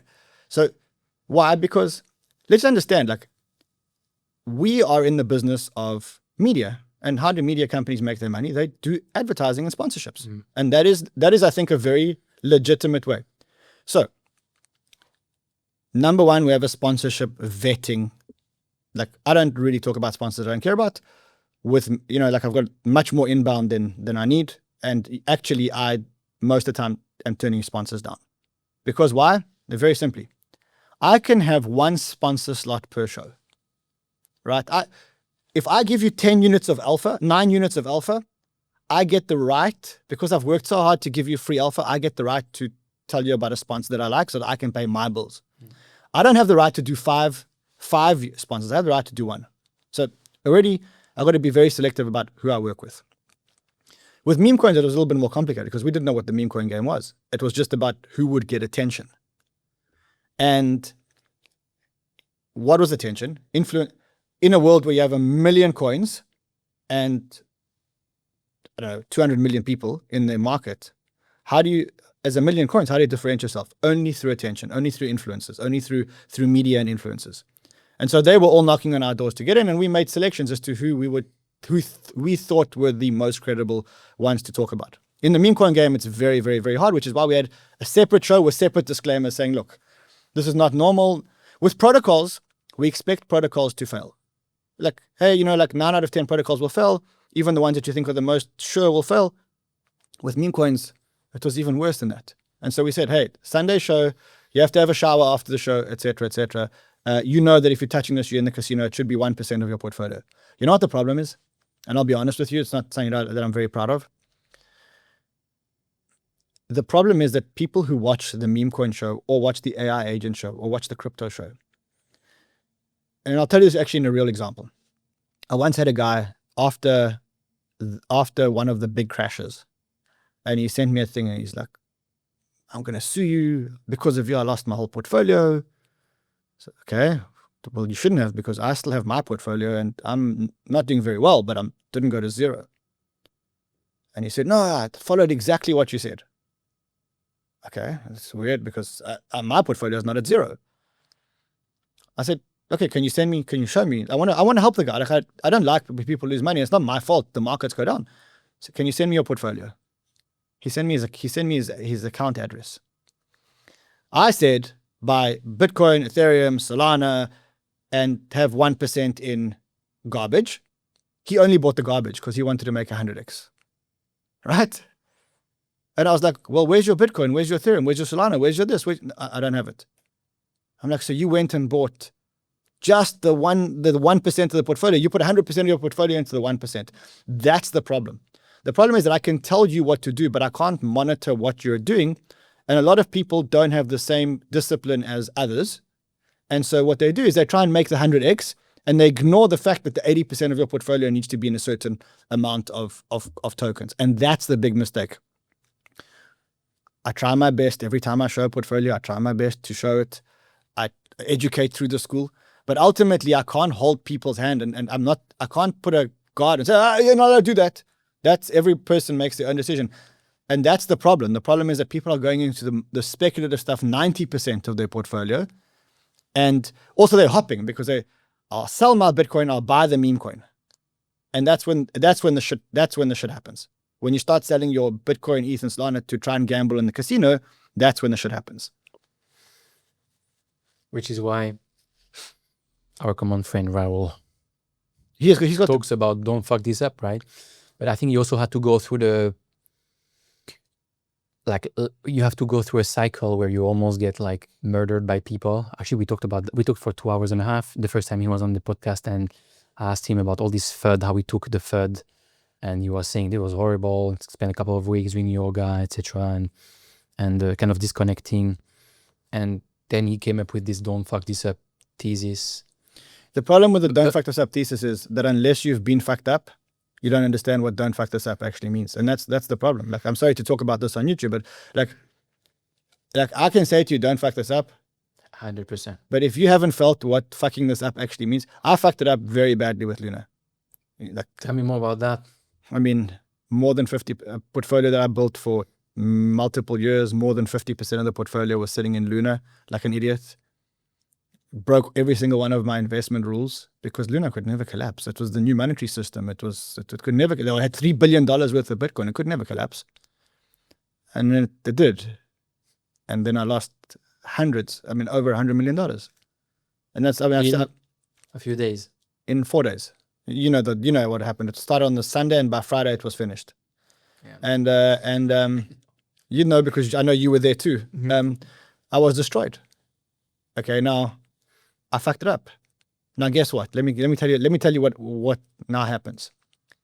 Because I fucked it up so badly, now, even though I really love Solana, like, bro, I think it's Bitcoin, Solana, everything else. Okay? I looked at my portfolio a few times this year. I saw Solana was a very big part of my portfolio. And I had to make some very tough decisions to get rid of a lot of my Solana. Okay? Bitcoin. For other stuff. Just not to have all my eggs in one basket. Now, the truth is, the only reason why I can do that is because I realized, not because someone told me, but because I felt what fucking this up actually means. And now, the only reason why Raoul Paul can say, don't fuck this up. Look, a few weeks ago, there was the big liquidation of ETH, which cascaded into the altcoins and wrecked probably one of the biggest liquidations in crypto ever. Raoul Paul's rule is no leverage. Okay? Now, a lot of people had leverage, right? Only when they felt what it was like to lose, I can guarantee that most of those people will never take leverage ever again. So before they heard the words, don't fuck this up, and now they know what it actually means. And that's why my theory is that if you're coming into crypto, you're never going to make money in your first and second cycle. No chance. And I mean, no leverage is one of them, but the other is keep 70 to 90% in the top 3 majors, right? Mm-hmm. And I think a lot of people started to realize that because they didn't have 70 to 90% in Bitcoin, ETH, or Sol. I mean, ETH is another story, but at least it's not going down too much, right? It's not going up too much, but it's not going down too much either. But they had the majority of their coins in anything else than the top 3 coins, which are by definition more close to shit coins, which went down 70, 80, 90, 95%. And which again joins for me, I'm not here to blame anyone, but like if I look at the type of content that's being promoted, but again, it's what people want, right? It's what people click on and what people watch. It's all these shit coins. It's all these AI, whatever agents, shit coins, or these meme coins. And then people get wrecked. And they will get wrecked when Bitcoin is down 15%. You can't make money first cycle or second cycle in crypto. You'll only make money in the third cycle. Why? You got to fuck it up in the first and second cycles to really feel the pain. I'll tell you like a story. Like when this collapse happened, obviously I got like hit hard because everybody got hit. But when I looked at my portfolio, I was like, wow, actually, sure, we're actually looking good. Right? Why? Because the majority was Bitcoin and Solana. Like a massive portion of our portfolio was Bitcoin, Solana. Okay? The rest was, and so yes, we got hit, but 80% was safe. Yeah. And now, in the previous cycle, would I have been like that? No. What did I do in the previous cycles? I cashed in my Bitcoin to buy altcoins. Okay. But because I've been there, done that, and you know what? You can never teach that to someone. They've got to feel it. You felt it. I felt it. Raul's felt it many times. And that's why we can be disciplined. When I'm broadcasting, I always keep in the back of my mind that the average viewer hasn't experienced this before. And so they, like friends of mine phoned me and they got wrecked. And I'm like, how did you get wrecked? Oh, and this shitcoin, But why were you in all those shitcoins? And where is your Bitcoin, ETH, and Solana? Well. You said you understand the human brain. Why? And we talked the other day, I think it was yesterday, about the dopamine feedback loop. Why are people overexposed to shitcoins? And therefore, and this is something that everyone in crypto, especially your community who is there to build financial freedom, they need to understand that. Why is everyone's first reflex to come and get overexposed to shitcoins, which will never get you rich, actually? It will never. Because crypto is evil. It's not evil, but it has a very evil component to it. It is the most amazing thing that can bring you financial freedom. However, it's constructed like a casino. How does a casino work? A casino is that you play cards, and when you call the card right, you get a feedback loop in your brain that says, hey, you're a genius. You know exactly when to call a card. And what happens is the rush that we get is not actually from making money in crypto. The rush that we get is from being right. right? It's not about money. Believe me, it's not about the number go up. It's like you put money down. When you call a coin and the coin goes up, the dopamine that your brain releases says, bro, you are a genius. And what we enjoy is we don't enjoy the money. It's not the money. Because most of us never spend the money. What we enjoy is we enjoy the scoreboard telling us that we are right. Yeah. And unfortunately, or fortunately, what we love and what we hate about crypto is that crypto has an online 24/7 scoreboard. It's the only industry in the world, the only place that your brain can 24/7, 365 make decisions and within 30 seconds know be validated as to whether the decision is right and whether the decision is wrong. Let me ask you a question. Which tokens do you love in your portfolio? You love the ones that you've made money on, right? Why? Because you called it right. You're an absolute genius. That is why we're in crypto.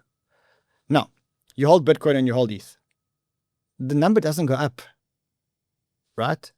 So you're not getting that dopamine that keeps telling you, bro, you're a genius. And so you're not getting that self-validation. Humans are all about self-validation. Like you want to get into someone's heart, give them a compliment. Hey, bro, look, hey, beautiful, you look good. That's how you get into people's mind. Why? Because you're giving them self-validation. Humans by nature are insecure and they need self-validation all the time from themselves, from others. Crypto is exactly that. In a bull market, why do people come here? Because they are geniuses. Imagine you're walking around and everyone's telling you that you're a genius. Hey, bro.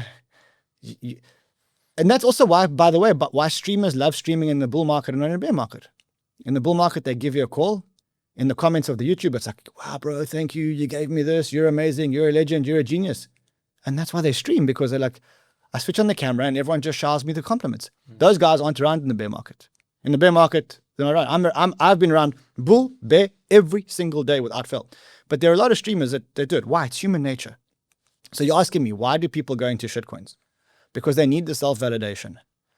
You're not going to get it. Do you think that you could have got self-validation in Solana? Maybe if you're 97 and you're living in a nursing home and $1 moving up or down is no. Where do you get the most self-validation? Bro, I'm a genius. I'm in the trenches. I told you yesterday about meme coin 1. It made 100%. Now listen to me again. I called meme coin 2. 100%. Now I've got pressure. How am I going to call meme coin 3? I better start finding out who the insiders are and where they're getting their calls from. 3, 4, 5. Bro, you're an absolute genius. Market crashes, all the geniuses are humbled. That's the mechanic. That's the mechanic. Remember I told you that in the beginning of this, I said to you that I had an ayahuasca journey, and at the journey, she took away the FOMO and she took away the need to be validated in my decision. It's gone. It's not gone completely because I'm human, but it's much less than it was before. Much less than it was before. And so I'm playing much more of a long game. I don't need the validation. My thesis, which I tell the community every single day, you're not going to make the most money watching me, but you're going to keep the most money. So you're going to watch a lot of other channels and friends and Twitter posts, which are going to make hundreds of X's. I guarantee you at the end of the cycle, they won't keep the hundreds of X's. My mission is to help you to keep the money. And so it's a bit more boring. I keep saying it on my show. It's a bit more boring. It's Bitcoin, it's ETH, it's Solana, it's Jupiter, it's Radium, it's Uniswap. So when you say me, you say Ran. Ran. Not the Crypto Banter channel, right? You say Ran. My shows are more boring. Crypto Banter is a platform for multiple hosts. One of the conditions that we have in our contracts is that we don't dictate to the hosts what they can and can't say, because each host must be themselves. I can speak for myself, and I hope and I think that I've surrounded myself with amazing people, right? But I can tell you that my people are human, and that a lot of them make mistakes, and a lot of them are not as experienced as others. And so I can tell you what I'm preaching. Let me give you an example. Sheldon, he's my brother. I love the guy. He's not my brother, but he's the first host at Banter, and I love the guy. Like, he's really blood for me. And our opinions differ. He's an optimist. He's exceptionally bullish now. And I'm not as bullish at this particular moment as he is. And he keeps typing to me saying, I miss my brother. And I'm watching him being bullish, but the market continued to go down. Him being bullish and the market continued to go down. In this case, I think I've been more right and he's been wrong. Sometimes he's more right and I'm more wrong. But I'll never tell him what to do, because he is he and I'm me. And Banter is a bunch of really cool hosts that hang out together and have the same culture, but we don't always think the same. And it's very often a case where we all disagree. We have big bets in the office. We have a bet actually going now whether Solana will win or Ethereum will win by December. What do you think the payout for the bet is? The loser has to shave one eyebrow off, and walk around with one eyebrow until it grows back. The stakes are high. What do people say What do you mean? in the office? Who wins? No, that's very broken, actually. It's exactly 50-50. And also on Twitter, it's 50-50. I mean, I'm going to ask you what you say because you already said Solana. for Bitcoin and so on. Right? Solana. I think. But you're also biased because you have more. No, Solana. I think Solana...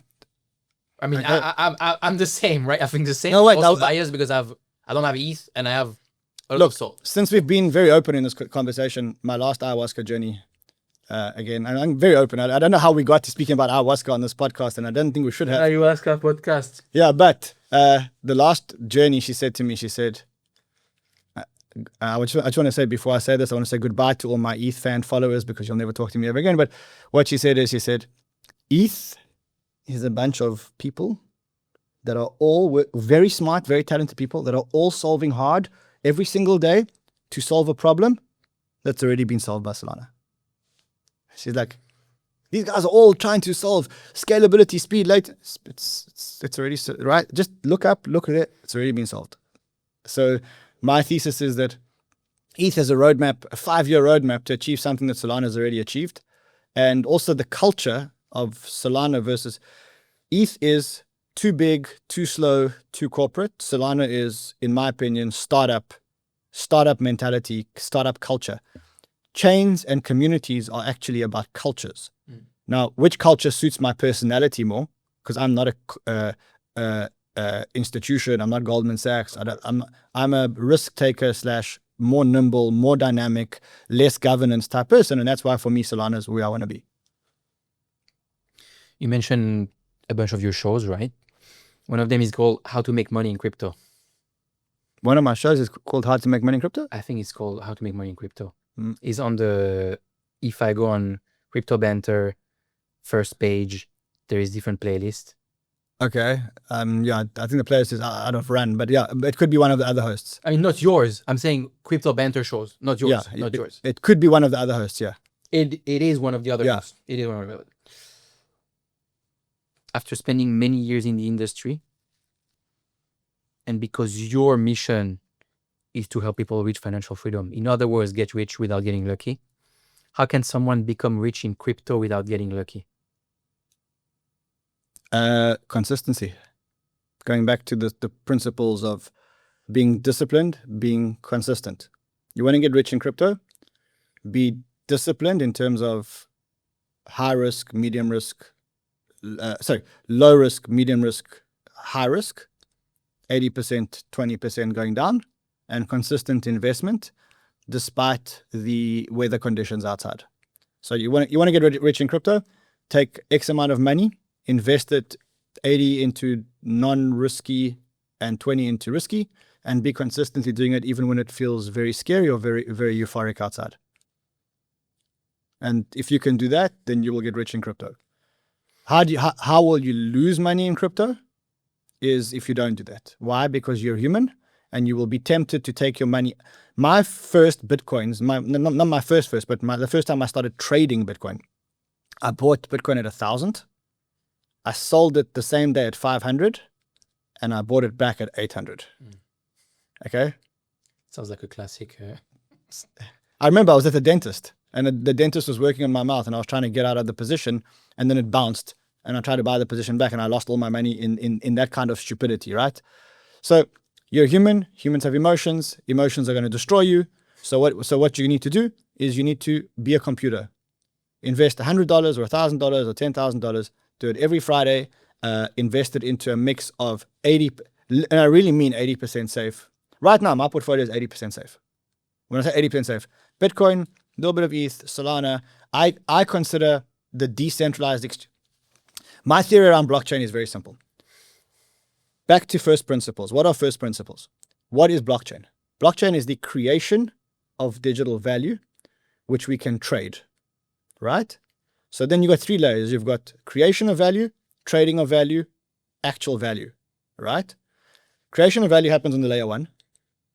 Trading of value happens on the exchange and the perpetuals exchange. And the value itself is the individual project. Be 80% in the L1 and the DEX, and I say the DEX meaning DEX and trading infrastructure, and be 20% in the actual projects, which is counterintuitive because that means that you're going to be 80% in Solana, Radium, Jupiter, and Drift, which is the trading ecosystem, and then 20% in the projects. Now, why that's counterintuitive is because there's way more projects than there are DEXs and layer 1s. But it's actually put, not giving people advice, but put 80% into Sol and the different trading infrastructures and put 1% into 20 projects underneath and then lie back and chill and know that the 1% of the projects underneath are all going to go to 0. But there's one that's going to do 1,000x, and that one that does 1,000x will save your entire portfolio. And that's how I invest. And that's how I tell people around me to invest. And it might not even happen. Might not happen. It might not happen. It's extremely hard to outperform. I would say even these is not layer 2s because layer 2 is another thing in crypto, but these infrastructure tokens, it's extremely hard even for those to outperform a Bitcoin or a Solana over a certain period of time, right? That is more than a couple of days or a couple of weeks. And the game is getting harder and harder. Depends on the time frame. I think Solana's outperformed Bitcoin since it was launched. Yeah, but I consider it as kind of like one of the key layer 1s, right? But then you go down, you say, Most won't. You know the problem with people? People hear the concept of risk return, but they forget about the first part, which is risk. Until risk is actually actualized. Sometimes, I'll give you another recent example. There is a protocol called Thorchain, Rune. I actually wanted to talk about that. Yeah, so it's a protocol called Thorchain, Rune. I had JP on the podcast last year. Yeah, so Rune at its core design is really an amazing piece of technology. And to me, that was actually one of my blue chips, funny enough. That was in my portfolio of my safe assets. And it's pretty much gone close to 0. It's not at 0, but it's also recovering now. But that was an asset where I thought it was a blue chip and I allocated a big amount of my money to it. And I haven't exited, but I've lost a lot of money on that specific transaction. That just shows that. And now people called me in the YouTube comments, scammer, you told us to buy Rune. Yeah, I told you to buy Rune because I bought Rune, because I believed in it. But you guys forget that there's risk. And the risk means that sometimes you will get the return, but actually in crypto, 90% of the time, the risk will be realized. And it means it's going to 0 or close to 0. Close to 0. What do you feel when people call you a scammer? I take it very personally because I'm human and I work with very good intentions. And, if you ask anybody that works with me, close to me, knows me, go ask anybody in the office. Like the reason why I work is to change people's lives. I don't need money, bro. I've got money. I've got money from my first exit. I invested in Bitcoin after my first exit. I don't work for money. I work for validation. Validation means I'm getting smarter, and validation means I'm changing people's lives. That's why I work. When I see the word scammer, it upsets me because I always work with good intention. And, people, I'm a scammer because I told people to get into Rune. No, I got myself into it. Come and look at my portfolio. I'm a scammer because I got people into Luna. Like, no, bro, I had my money in Luna because I thought it was really good. Yeah, the Luna one is a good example. Okay. So it hurts, but I've come to a point where I understand how it works. You know how it works? Red candle, I'm a scammer. Green candle, I'm the best thing. I'm a god. And I just said, I understand it, and I don't really pay much attention to it. I don't really pay much attention to it. I just keep on keeping on with the best intentions. I can't listen to the noise because then I'll be deviated from the mission. The mission is just keep on keeping on consistently, doing good work every single day. And hopefully, we win. You have Crypto Banter has a bunch of trading shows. How much do you believe people can make money by trading crypto? I used to believe not at all. In other words, I always believe that traders will lose. I'm starting to believe now that there is merit in trading and charts, and I only believe because Sheldon, who's one of our hosts, but before that I was like, the charts mean nothing, and then he actually is right a lot more than he's wrong. Like he can tell you in 2 hours be ready for a trade, and in 2 hours, holy shit, the trade actually happens. So I've seen it actually happen, and I do believe that there's some merit in the charts. I always think that the investor will make more money long term than the trader. I'll give you another example. I think in crypto there's a lot of information asymmetry, and that means that people that get information quickest and trade on the information quickest will actually make money. So we have another guy in our business, his name is Joe. I'm convinced that Joe wears adult diapers and never, ever, ever moves from his bed or his desk or wherever he works. I'm convinced. And what he does is he has terminals that feed him information, and he trades on speed based on the information. So like he sits there and he watches multiple terminals that flash information, and when he trades, he can make money. Do I want to do that? No. I believe in studying something's fundamentals, investing into something, and then just relaxing and watching it grow over time and hoping that your thesis around the fundamentals plays out. Have I seen those people around me actually making money out of trading? Yeah, they have. I can't deny it. They've made a lot of money. So it must work to a certain extent, right? It's just not what I do. And the average Joe and Jane who are watching these trading shows probably will lose most of their money because, yeah, maybe the entry is good, but they will not be able to sell, which is a problem that most of us have, right? We can teach people the rules. And the rules are, example, we can teach people only buy when there's a break of trend, have a tight stop loss, have a take profit on the way up, right? We have a trading school. We teach people that. I can't ensure that people comply with what they were taught. So they will get in on the entry, but they won't put the stop loss in. You know, we tried, we showed you, we taught you what the rules were, but you decided to break one or two of the rules. Sometimes also the movements aren't what the rules are. It happens. But like, I do believe that you can make money trading. I'm just not a trader. For me, I think there's better uses of my time. But I have seen people make money in trading. What's your biggest learning from losing $100 million in 4 days in May 2022? Lots of learnings. The first learning is obviously the basic one of always, no matter how much you believe in something, diversify your portfolio. Doesn't matter how much you believe in something. I believe in Solana. I think it's the best thing in the world after Bitcoin. But unfortunately, I can't hold too much of a position in Solana because that's something that I learned.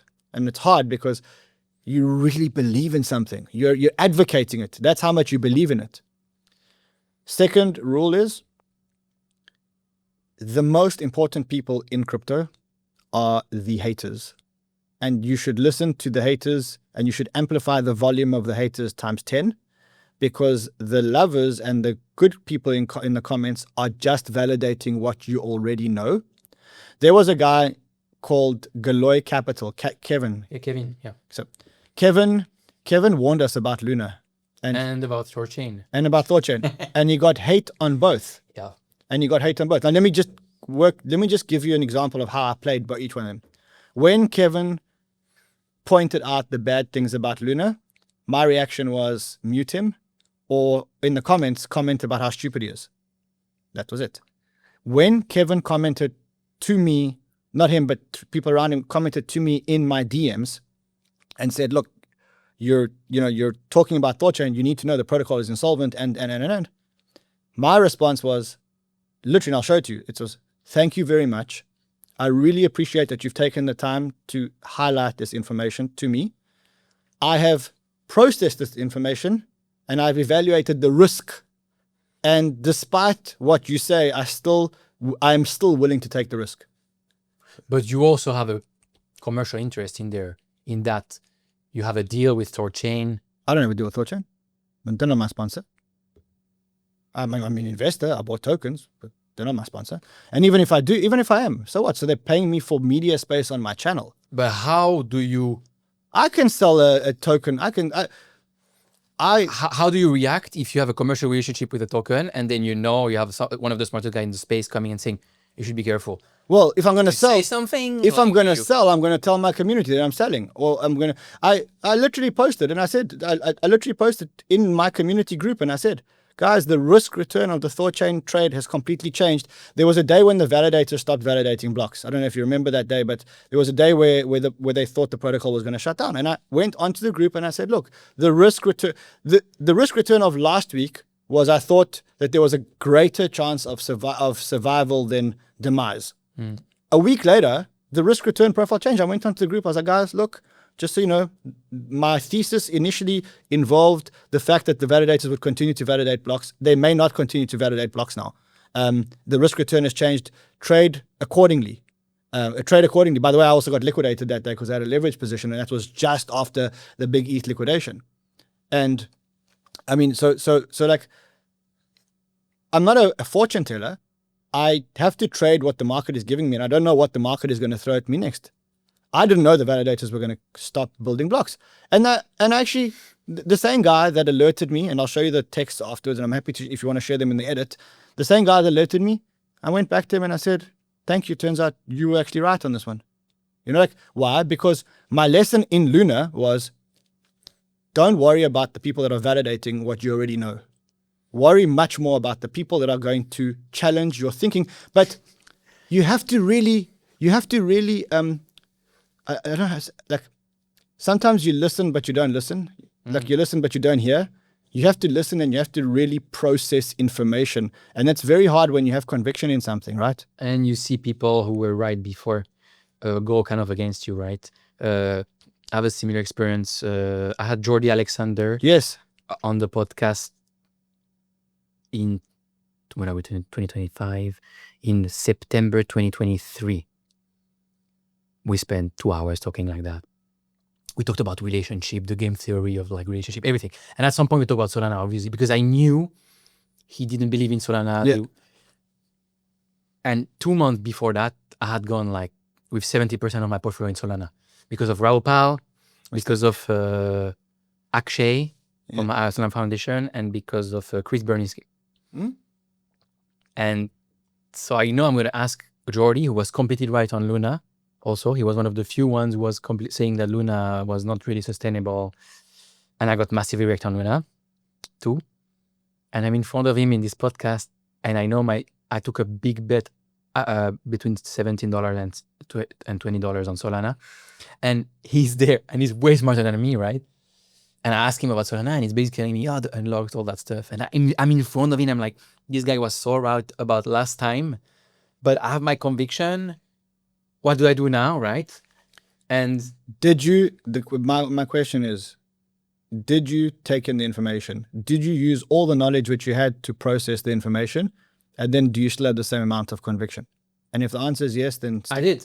Then stick to your thesis. That's what makes you and Jordi. And Jordi was wrong about Solana. Jordi's been right about a million other things. Chris Berninsky, who, by the way, I have a lot of respect for in this industry as well, he's been right, I think, maybe just a few more times than he's been also wrong, right? And it's the same with me and the same with everybody. Like, I think it's the same as when you look at a tennis match, right? You can see, for example, a player winning 6-2, 6-3, 6-1. But if you look at how many points they won, it's actually just a few 51%. more. Exactly. Yeah. 51%. And it can make a big difference at the end. Exactly. And that's like, you know, like you asked me what the biggest learnings were. I'll tell you what the biggest learnings were. Number one, never undiversify your portfolio under any reason. Number two, listen very, very, very much to the haters. And number three, just very simply, remember to be humble and remember that you can always go backwards in life. And I think one thing that you'll hear about me is that, like, I try and really be humble and try and speak to as many of the people as possible. And I never elevate myself above and whatever else because I remember what it was like. And after Luna, I was humbled again. I thought I was a fucking genius. I knew everything about Luna. I told her, no, be humble. Be humble. You're going to be wrong and you're going to get knocked down. And that's why you must always stay at a good level of humility and don't get the world has a way of humbling people that go too fast too quickly. Yeah, for sure. I've seen it a million times. It's almost like nature or the world doesn't want people to get arrogant. And so I always say to my team, watch that guy. I don't want to mention names because there's a few people that everybody knows. And I always say to my team, I bet you that he gets humbled before the next cycle. And lo and behold, they get humbled and they get humbled and they get humbled. Why? Because they're too arrogant. And that's for me the main thing. Just stay humble. You will get tamed by this industry. You will get tamed by this market. You will get tamed by the world.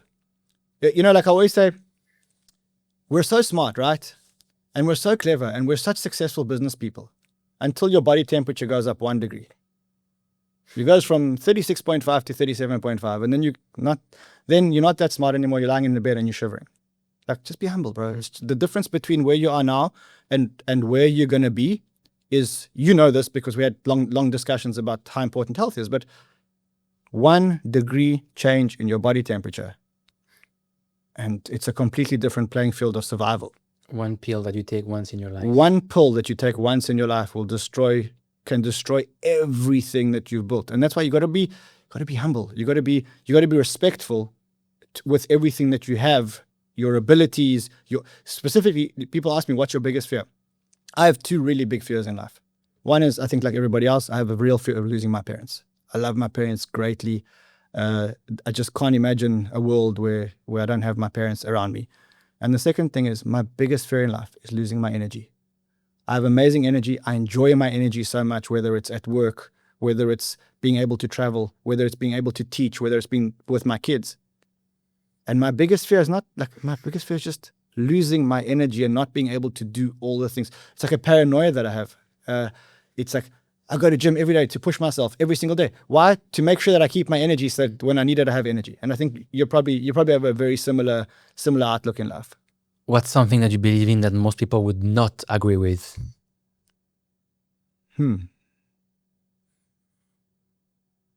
That people would not agree with. Interesting question. I don't know. I mean, I think maybe remaining like just not staying in equilibrium. I think people think that when you grow, you have the right to get out of equilibrium in terms of what you spend. Just stay stable, stay in equilibrium. I don't know if that's a big belief. I also don't think that XRP is worth being the 3rd or 4th biggest crypto asset, but I don't know if most people believe that's a. I'm gonna try to get Brad on the podcast and the founder also, Chris Larsen, and hopefully it works out, and then I'll be able to explain, to try to understand why crypto Twitter doesn't like XRP that much and what these guys have to say, because they built something massive. I'll tell you why I don't like it, because I think that if you're going to be in a token, then you can't be in a company, and if you're going to be in a company, you shouldn't have a token, because then there's a conflict of interest between the token holders and the company. And the reason why I don't like what they did is because I believe that they sold tokens to fund the company, and the shareholders got the value of the company, which wasn't realized by the token. And there's another very, very blatant example, which I call the biggest cash heist in crypto, and that's EOS, Block 1. Why? They raised billions and billions and billions of dollars to use that money to create a blockchain and fund a blockchain ecosystem called EOS. They still have the money. They're one of the biggest private Bitcoin holders, private, not government and institution Bitcoin holders in the world. And they completely abandoned the token holders who put the money in. I think that is, to me, one of the most unethical things that has ever been done in this industry. And I've raised it with the guys before. And I think I cannot believe that the market has been so forgiving to that institution or that token. And I'm quite surprised. They still have $4 billion of Bitcoin. They're spending it on building things that have no benefit to the EOS holders. How is that allowed? But I mean, because there were no rules, because there were no security rules, because there was a gray area, they managed to do that. Still kind of the case. The market is still way too forgiving. But that's the story for another day. What's your biggest prediction for the next 12 months? A crypto prediction? Any prediction? I think it's not really a big revelation, but I think Trump is doing incredible things, and I think he's actually going to change the entire world, not only the US. And for me specifically, he's changing the world in a direction which I really, really, really believe in. One of the reasons why I left the United States was because I just felt it was too woke and too bureaucratic and too Democrat and too corrupt. And that's what I was like, I don't want to be here. Just doesn't feel right. And I think that Trump's making all the right moves. I think he's doing the right things. One of my predictions, though, is that him and Elon will have a fallout, because I think right now it's very romantic and it's very bromantic, and they do podcasts together. But I think at some point, one of the, both of them are big egos. And I think that at some point in the next 12 months, there's going to be a blowout. And I don't think that the world has factored in what that blowout means. Because you imagine, how Trump's personality is. Trump's a bully. That's how and I said in the nice way, that's his style. And imagine the day when him and Elon have that fallout and he bullies Elon. And he does it by electric vehicle, I don't know, Trump. And so I think that one of the things that the world is not ready for is an Elon and Trump blowout. And I think it's, if there was a poly market here, I would say that the odds would be quite high. Thank you, Ran. Thank you so much for doing that. Thank you, brother. It's been amazing here, but it's also been amazing just to get to know you the last couple of days. Absolutely, and hopefully this conversation enables people to see another aspect of the Ran that they know online. Yeah, I'm usually the one asking the questions, and I'm usually the one talking, driving the conversation. And it's quite rare that I'm sitting on the other side. And also sitting on the other side with someone who, as I said at the beginning of the podcast, someone who's as talented as you. I think you have a real gift in being able to get people to talk about things. I mean, we ended up talking about ayahuasca, and I promised myself we weren't going to talk about ayahuasca, but we ended up doing it. So I think, yeah. And I think that I wish you that you have all the health and all the energy to continue this journey, because I think you're doing an amazing, amazing, amazing job. Thank you. Thank you, brother. Thank you. Thank you, man.